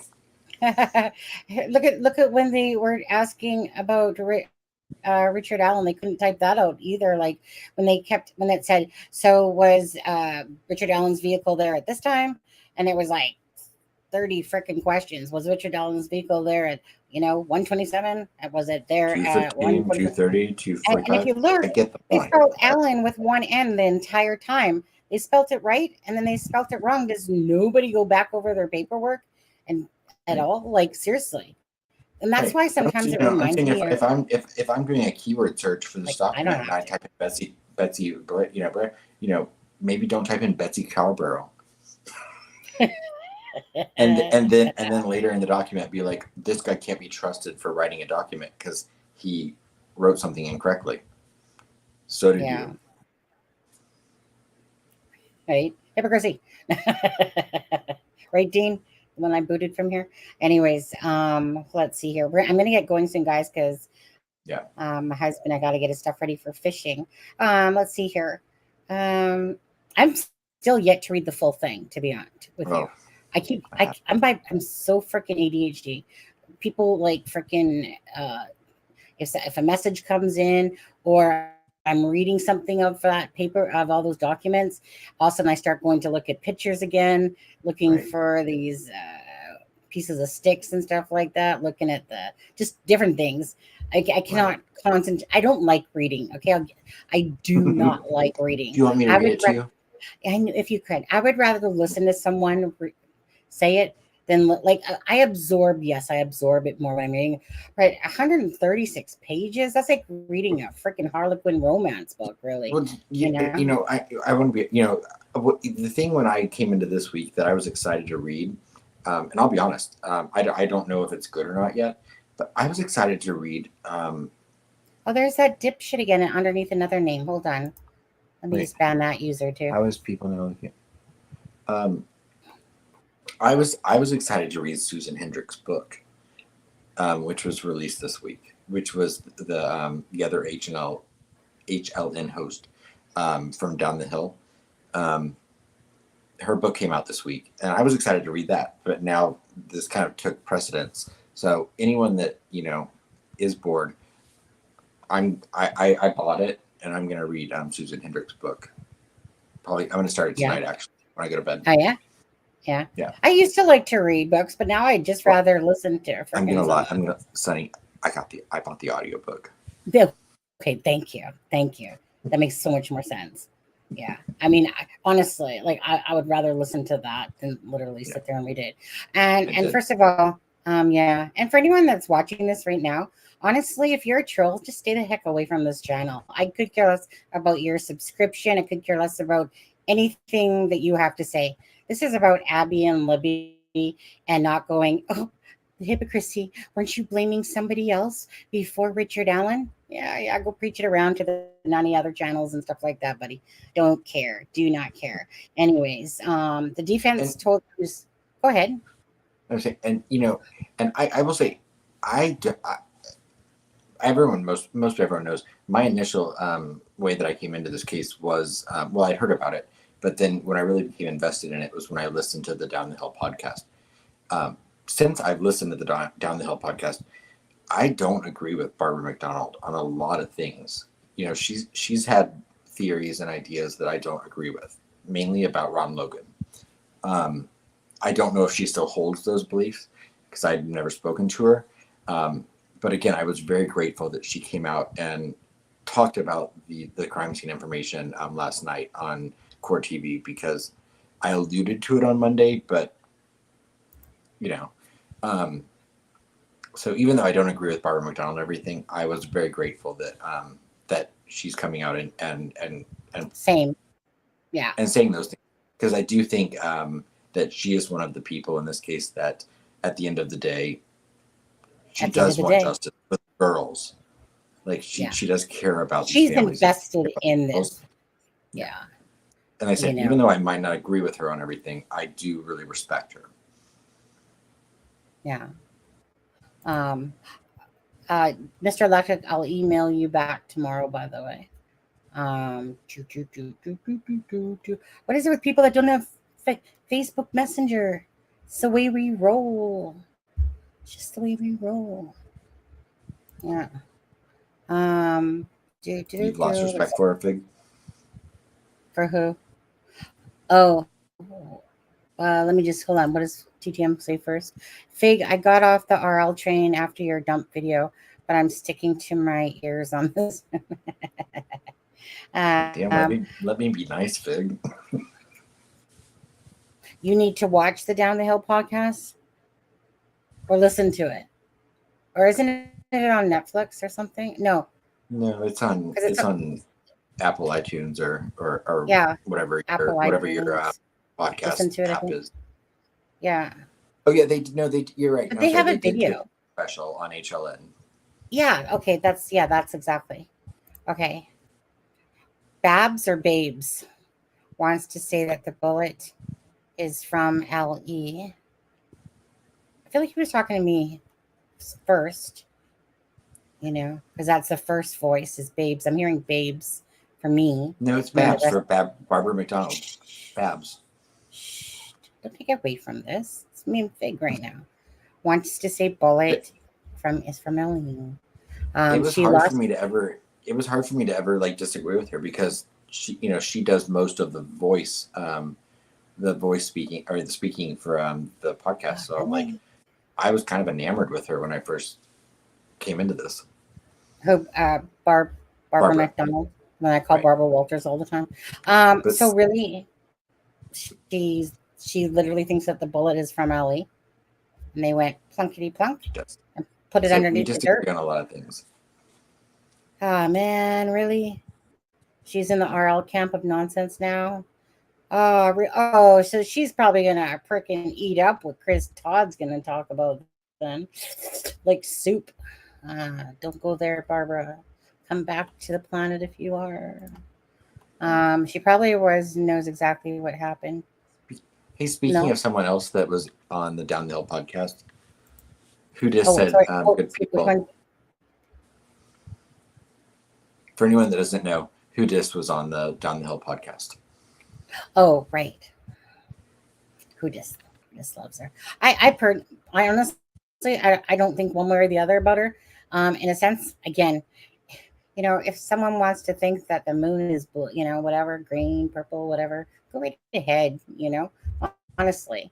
Everyone has, like I said, their own brain power and stuff to use and think what you want and stuff like that, whether there's one person involved with this case or two or three and stuff like that. Everyone has the right to their opinion. Nobody's more special than the other. Evidence hopefully will show the truth at the end of the day. I every time I say that, I always feel worried about this case. No matter how many times I say, like hopefully we'll get answers and stuff, I never truly believe it. I'm hoping to, but because this case has had so many twists and turns, one minute you're thinking this, then this, then this, and then you get thrown some news, and then you're just like this. And honestly, I mean, in all reality, if anyone follows a Delphi case and they're on that jury court, we'll see what the evidence has to present. because it is a very reasonable doubt case from onlookers, I think, but we don't know exactly what full evidence they truly do have. Usually there's always more than what we know of course. So we'll see. I always just feel like this case will never get its true justice that it deserves, you know, but I hope it will. it's going to play out the way it's going to play out. We can't change that, sadly. So unless something happens and new evidence comes in, maybe for them, we don't know what all that they have. So Right. it's just our way. I will say, I believe that this week took us a step further away for justice for the girls, and not because I think there's validity to anything that was released. I think that their memory and the value the girls have was cheapened this week by what was put out by the Definitely. defense. Definitely. And not because it painted anything in a poor light or it released details that were graphic, but that it was fiction. Well, they got what they wanted from it. What these girls deserve is the truth, and what their families deserve is the truth. And what they got this week was spit on. Yeah. In my opinion. Oh, wasn't that Elvis Fields or whatever his name is? That's what it was said in there. Yep. Yeah. Like I said, for me personally, I just want to reverse the damage that I see happening here. Like I said, I see it as a dirty dump as well, and I see it as a lot of fabrication in a sense off of what those pictures and the different things truly were, and it was a matter of shoveling their crap out there.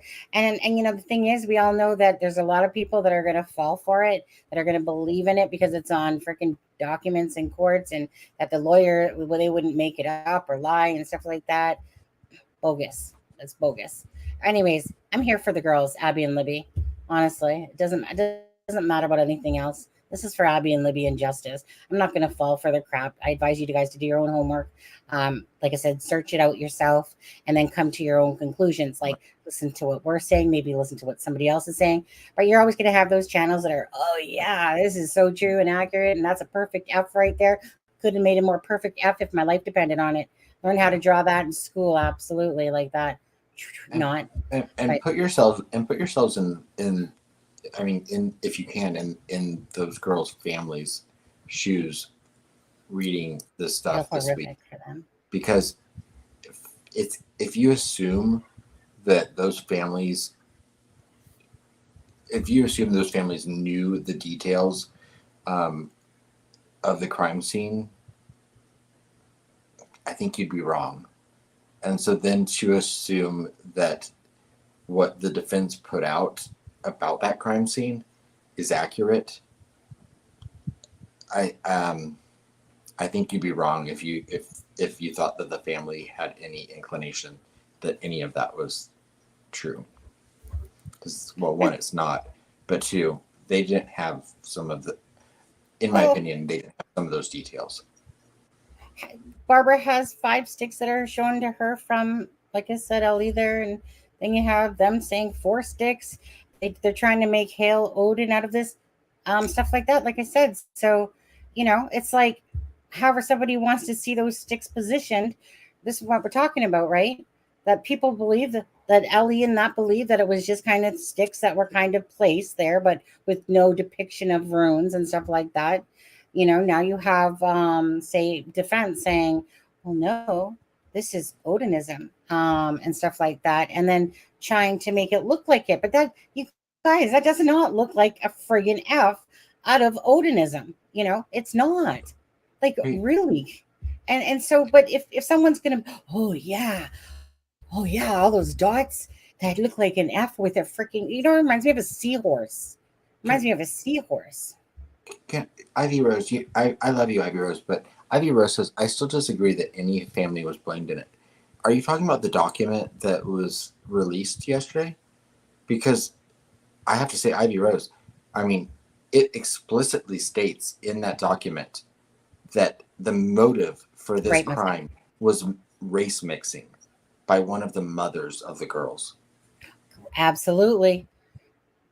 That So this if was, that's yeah. not blaming a family, I don't know what is. I'm sorry. Mhm. I agree, because they're trying to say that because of that Anna was interracially dating whatever, and that's what all Or propagated. Carrie. Yeah, and honestly, just like Richard Allen was threatened, and that's why he lost all that weight, because he was so panicked as he was sitting there telling his wife 5 or 6 times, because they didn't make him do it once, but it had to be a few times just to be truly convincing.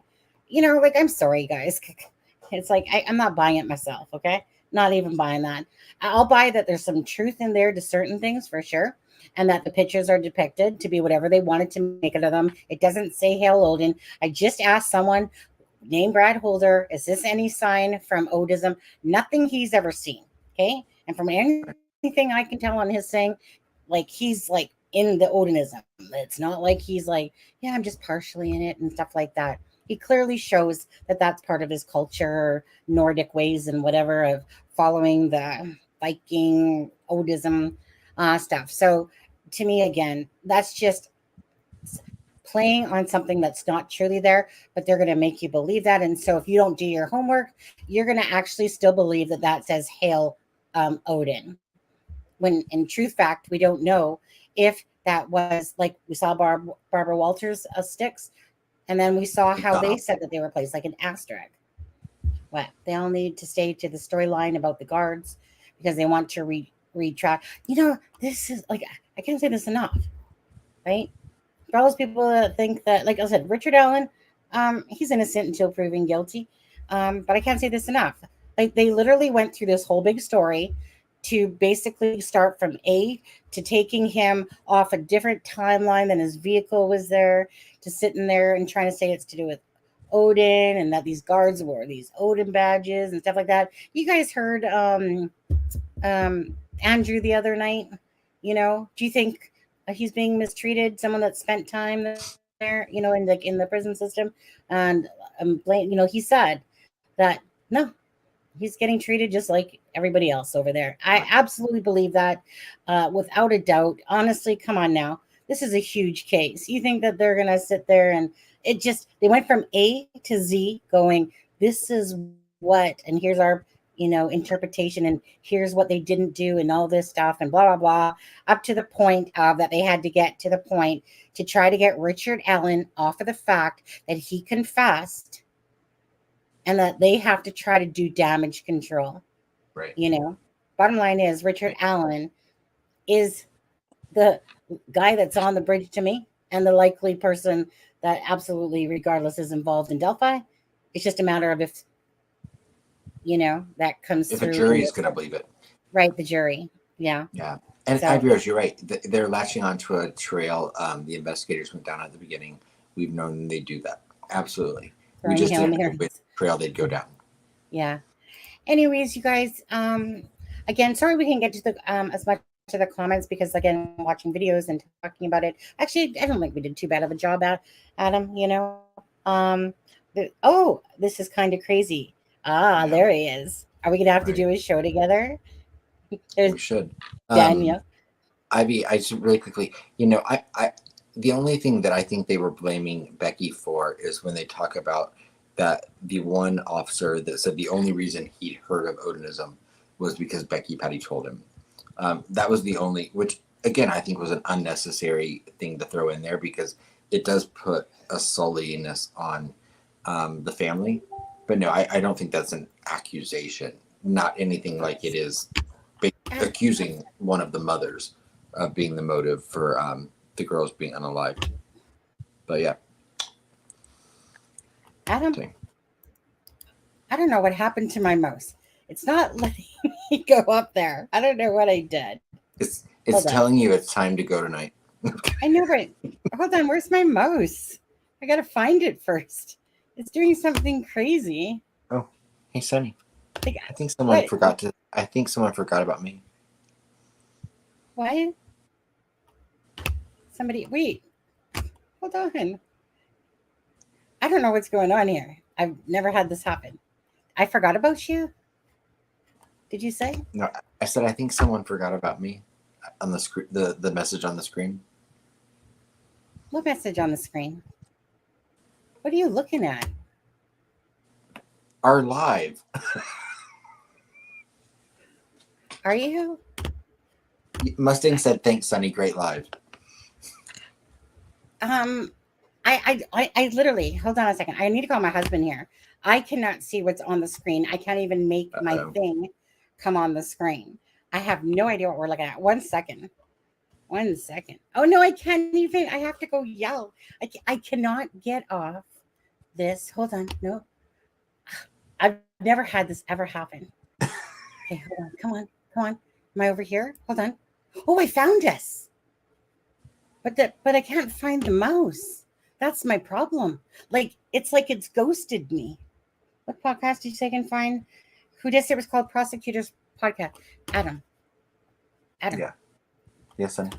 My mouse is like incognito. You knew It's like you. it went invisible.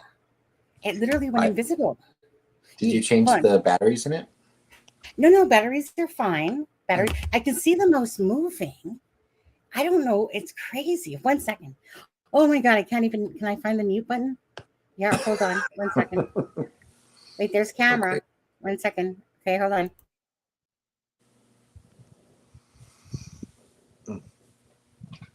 What podcast did you say? Because I can't find it. Are you talking about the Prosecutors Podcast?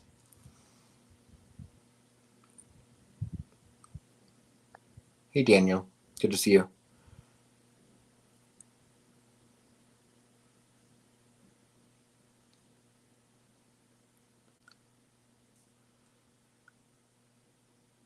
Okay, Mustang. Mustang said, "Sorry, Adam. Thanks for the live."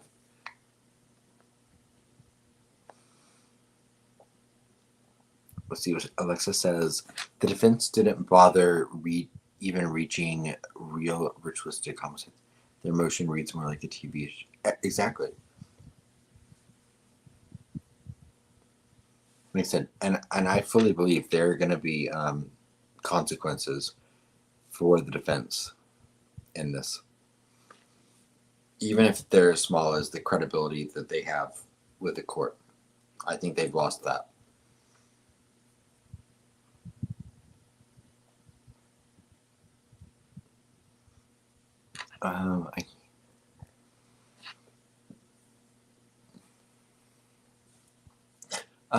Who does? Like I said, I didn't listen to the episode myself. I know the podcast. I'll find the link and I'll send it to you in Messenger.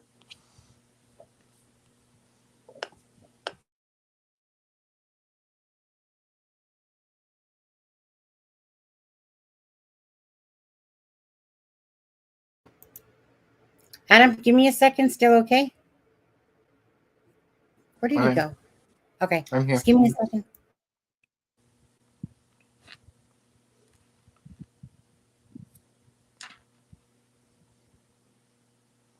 Melissa says, "I'm kind of hoping some actual Odinites will come forward and talk about their religion. Put the nonsense to bed."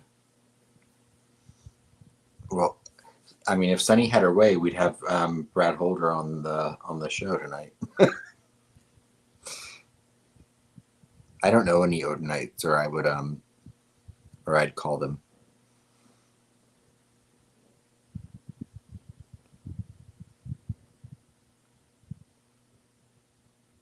Of course, Sunny leaves me right at the end tonight. Like, oh, I'm ready to go to bed. Sunny's like, oh, just a minute.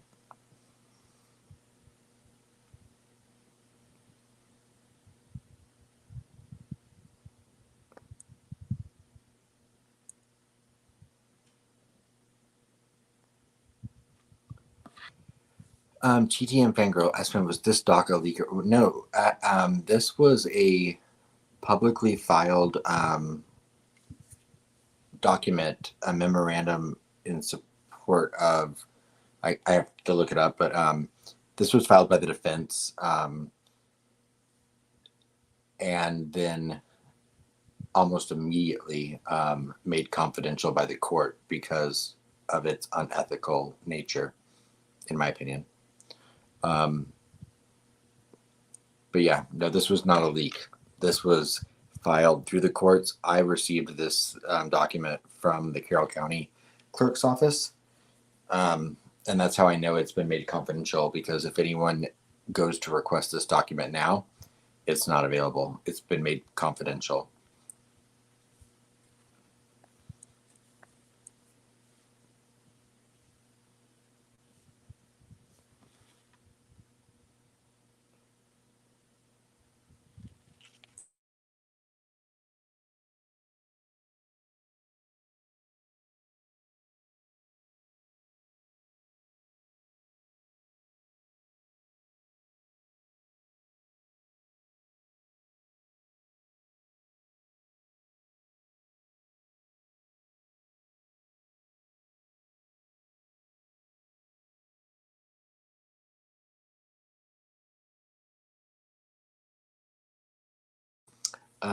I just dropped the prosecutor podcast link in the chat.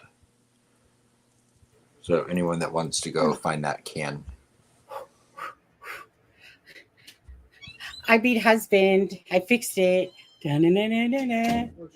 I just went to the mouse settings and I just clicked on anything that worked. Wait, And it did. wait. What 2 a.m. filing? I just went to the thing and it worked. Something. CTM Fangirl says, I know that it was the Yeah, defense, I but don't what know. about the 2 a.m. filing? Anyways, yeah, I'll be off in a minute anyway. Love you. Okay. Okay. Somebody smart. No, I know that. Were you answering something, Adam? Well, no, I was asking, I don't know what TTM Fangirl is talking about with the 2 a.m. filing. I know that it was stands for what's with the 2 a.m. filing. Is that when it was filed? No, not that I know of. No, I mean, I heard that it was filed from the defense like 10 days before it was made public. I don't know. So I'm not sure about anything with 2 a.m. Yeah.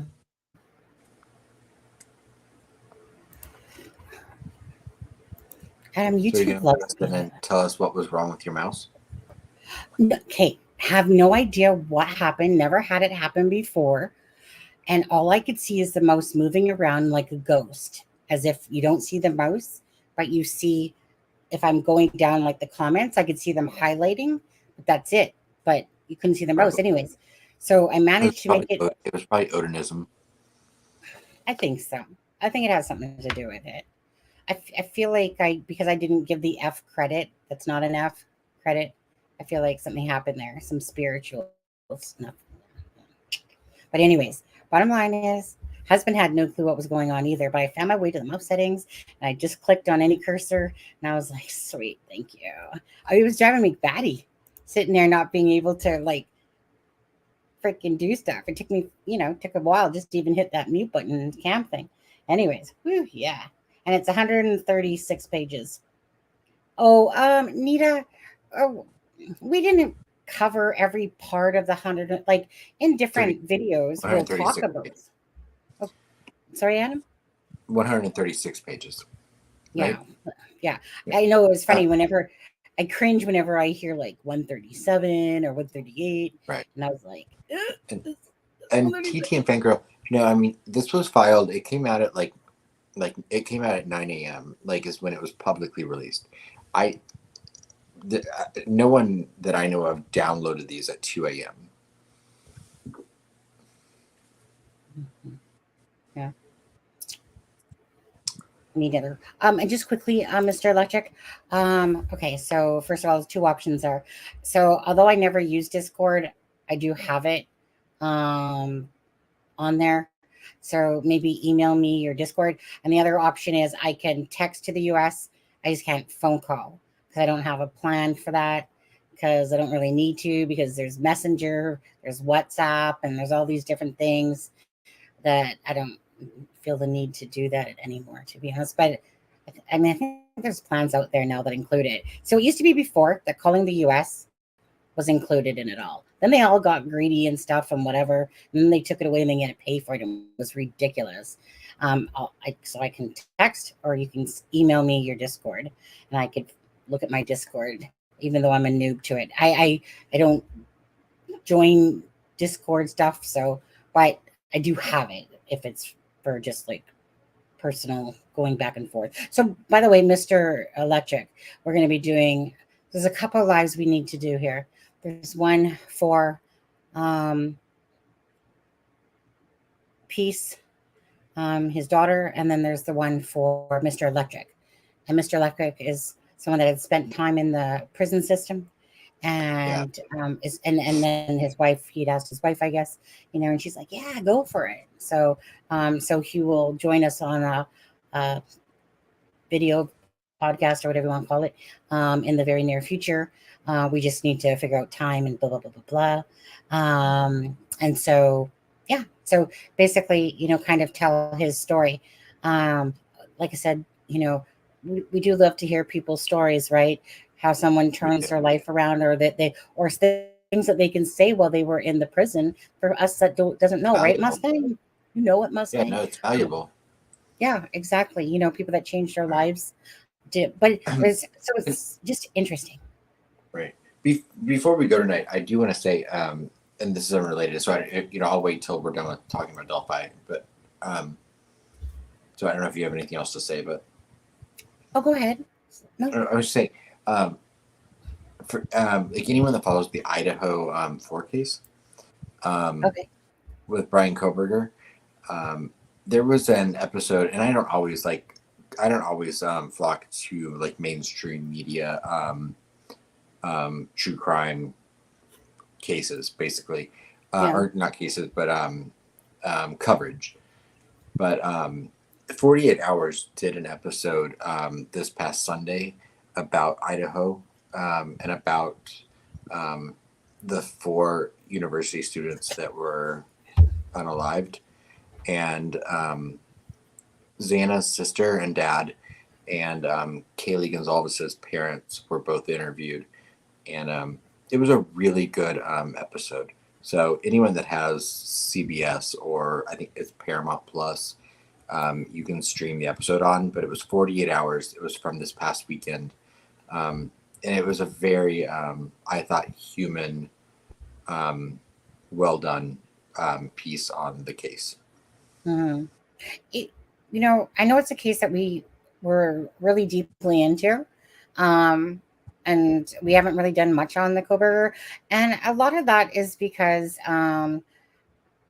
there's a lot of people doing that case, and it's not a case that we are forgetting about. I watched a lot of that stuff behind the scenes and don't necessarily put it to video. I'm just trying to keep up with, what's going on with the information and stuff like that myself. A very, like, again, a very impactful case to us. I'm not gonna lie, like Koberger's case too. I started going a little bit nutsoid there on stuff like that. But I want to reiterate one thing about the Brian Koberger case. That audio that's out there that people keep reviving, because either one, they're leeches that just want clicks and views off of it, and they know that it's a bunch of crap. Because the news already went to that house, the blue house with the camera, and they said, no, that's not the audio. But we knew that because we had the lady on our live that made that TikTok video. And it was just only, so whenever somebody hears that Brian Koberger video, that where you hear, let me up, or whatever, okay, that is literally, I've seen the video for it, because MJ had showed me it. I didn't show it to you guys because that was the condition. Okay, so she came on the show and she spoke Spanish. Okay, that's her natural. You should like advertise that, like, from that interview on TikTok, because I think people would flock to it because people still ask about it. Yeah, well, there's people that haven't seen it, and then there's channels that are propagating it just for the bull crap that it is. So the thing is, I mean, the interview we did with the actual person that's real audio. Because our friend Peace, he translated for her because she was very upset that the information that she put out there, that she clearly put out there that this is not from the actual crime scene. This is just to show you what it would sound like about the distance. And it was based on some ring footage camera that I personally saw. Okay. And it was basically this white car, happened to be a white car. And there's this argument going on between about 3 or 4 people. And I could see, of course, that basically these people are outside of this home, not the freaking 1122 home. This is to do with her just trying to present what it would sound like coming from a ring door camera. And it just so happened that in that video clip, a freaking dog barks and you hear like, let me up. Okay, well, you're not going to hear it that crisp and clear from the freaking bedroom of what's going on and where Xana and of course Ethan were. But people want to keep reviving this. And it really is pathetic when channels know that it's not accurate and it's not true. But hey, I got a bunch of clicks and views off of it, play on people's stupidity, or people that just don't know that it is a false, I don't want to say false because it was a true video that she made for an example. And it's about a fight going on between some people that are at this car and they get into a fight and the guy's saying, let me up. So I want to say wholeheartedly that I literally seen the real video to this. And it just astounds her that people keep putting this video out there like it's a factual thing for Idaho when it's not. Okay. Nobody's actually heard the audio from Idaho and they probably won't until the trial court comes along, But anyway, so I just want to put that out there about the case. And yeah, so I just, just sit there and play off of something that is not legit, and stuff like that. It's just, just sucks. But, I just said she had on a TikTok video, she's like, Sonny, help me. Right. And I'm just like, and I knew exactly what she meant. It's because people just keep spreading it and stuff like that. But anyways, that case will be a circus act. I'm just hoping, you guys, though, with Delphi, I'm truly hoping that hopefully by the time that the Delphi case comes around, that we will be able to see it, Right. That would be awesome. I love watching things like that. And I have to say, I thought that, for anyone that read the motions last week, the defense filed, one of them was for cameras in the courtroom, and it was about transparency. I thought it was actually a very good, a very well written legal brief, and being that Judge Gull was one of the pilot program participants in the Indiana courts, I think that they're going to grant access for cameras, but with the example the defense showed this week of making a mockery, in my opinion, of the whole system, that might have thrown that into jeopardy. So I think that if there aren't cameras in that courtroom, I think that we can point a little bit of blame towards the defense and the mockery they're making of this. Of course. Like anything, like Delphi, I mean, that's the job. Their job is simply to get their client off. That's it. That's the bottom line. Whatever tricks, trickery, etc., or things that they try to toss out there, that's Right. like that whole thing that they tried to do. But they have a very strict set of rules and guidelines that they have to follow in doing that. Mm-hmm. I just remember when they brought up that picture with Kohlberger's fly being down. Oh yeah, everyone's focusing on his crotch. Yeah, but of course, but they made it seem like as if Brian Kohlberger was the only one being focused on, even though there was other pictures.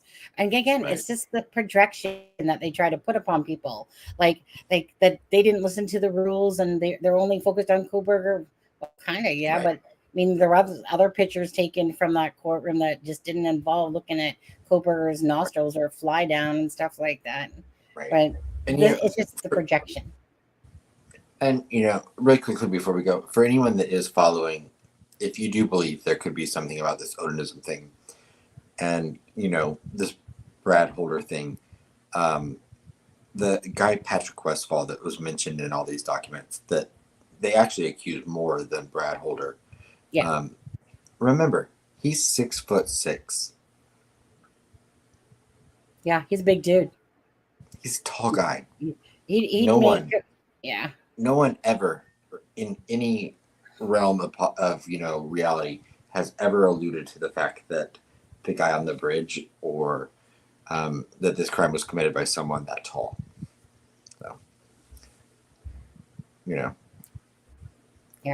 And I still think that they're playing off for the whole 5'4" thing, because of the water height that they're oh my, using the lowest amount of water, or sorry, the highest amount of water to the shortest amount, because they're playing off of the fact of the 5 foot, like the 5'4", to make it look like he'd be up freaking over his head right. in water. If it Even though we've all watched actual video footage of people walking in the creek the day that day. after. Oh yeah, all you guys have to do is go back and watch the creek footage and stuff like that. We've literally watched the searchers in those red get-ups walking hand in hand in that water. Yeah. No one was up to their neck. Nope. Only a 5'4" gnome, even though he's 5'6", because there's literally the prison picture taken of him right beside it, where he's like 5'7", but take off those little crocodiles that he has on and whatever, that brings him back down to the 5'6" that he truly probably is. And then, but they're playing on the 5'4", because again, if you have creators pushing that narrative out there, I mean, like all they have to do is freaking measure him, right? You know, what did he do? Shrink? He shrink. I don't care if you're 5'4" or 5'6". Neither way were you in any danger of being submerged in water in that creek. But no, but whatever. Anyways, guys, unless he's the other voice, could be. He could be. Touche. He's the other voice was probably dragging Richard Allen across the water, going, "Come on, get up here with me." But anyways, you guys, I'm gonna go. Thank you guys very much for watching again. Right. Feel free to leave your comments after this video because just so you guys know that YouTube always takes a while before when it has to process and turn into a video before it either adds the live chat and stuff like that. Right? It's just whatever the process is of YouTube. It doesn't happen instantly and stuff like that. But please make sure you guys give this video a like and a share if you could. Appreciate that so much. Okay, guys, and Adam, you're going to start working right now on that video for your channel tomorrow, are you? Well, I said everything I was going to say in the video tonight. Oh, well then, see, no video coming out there. We'll save it for here. Right. Anyways, I am gonna start Susan Hendrick's book tonight before I go to bed, which is called My Descent into Delphi or something like that. So I'm just gonna. Oh, Alexa, try to keep Friday open. Alexa. Okay, just wink, wink, wink, wink, wink, wink, wink. Okay. Anyways, you guys, right? Because don't forget, I need my friends because my husband's going fishing. Don't forget. So I expect your sympathy for me a little. Not really sympathy, but just to help me get over the sadness, the anxiety. Not that I will, but it helps. It helps when you're doing something and you're distracted, to make time go by faster. Anyways, yeah. Peace out, you guys. Take care. Have a great night, and we'll see you soon. What is today? Wednesday. Okay. We'll see you soon. Okay. Bye, guys. Take care. I just got to find our outro, to be honest. This is Sunny Justice and Aspen Connor from It's a Crime and Shame, wishing you all a good night.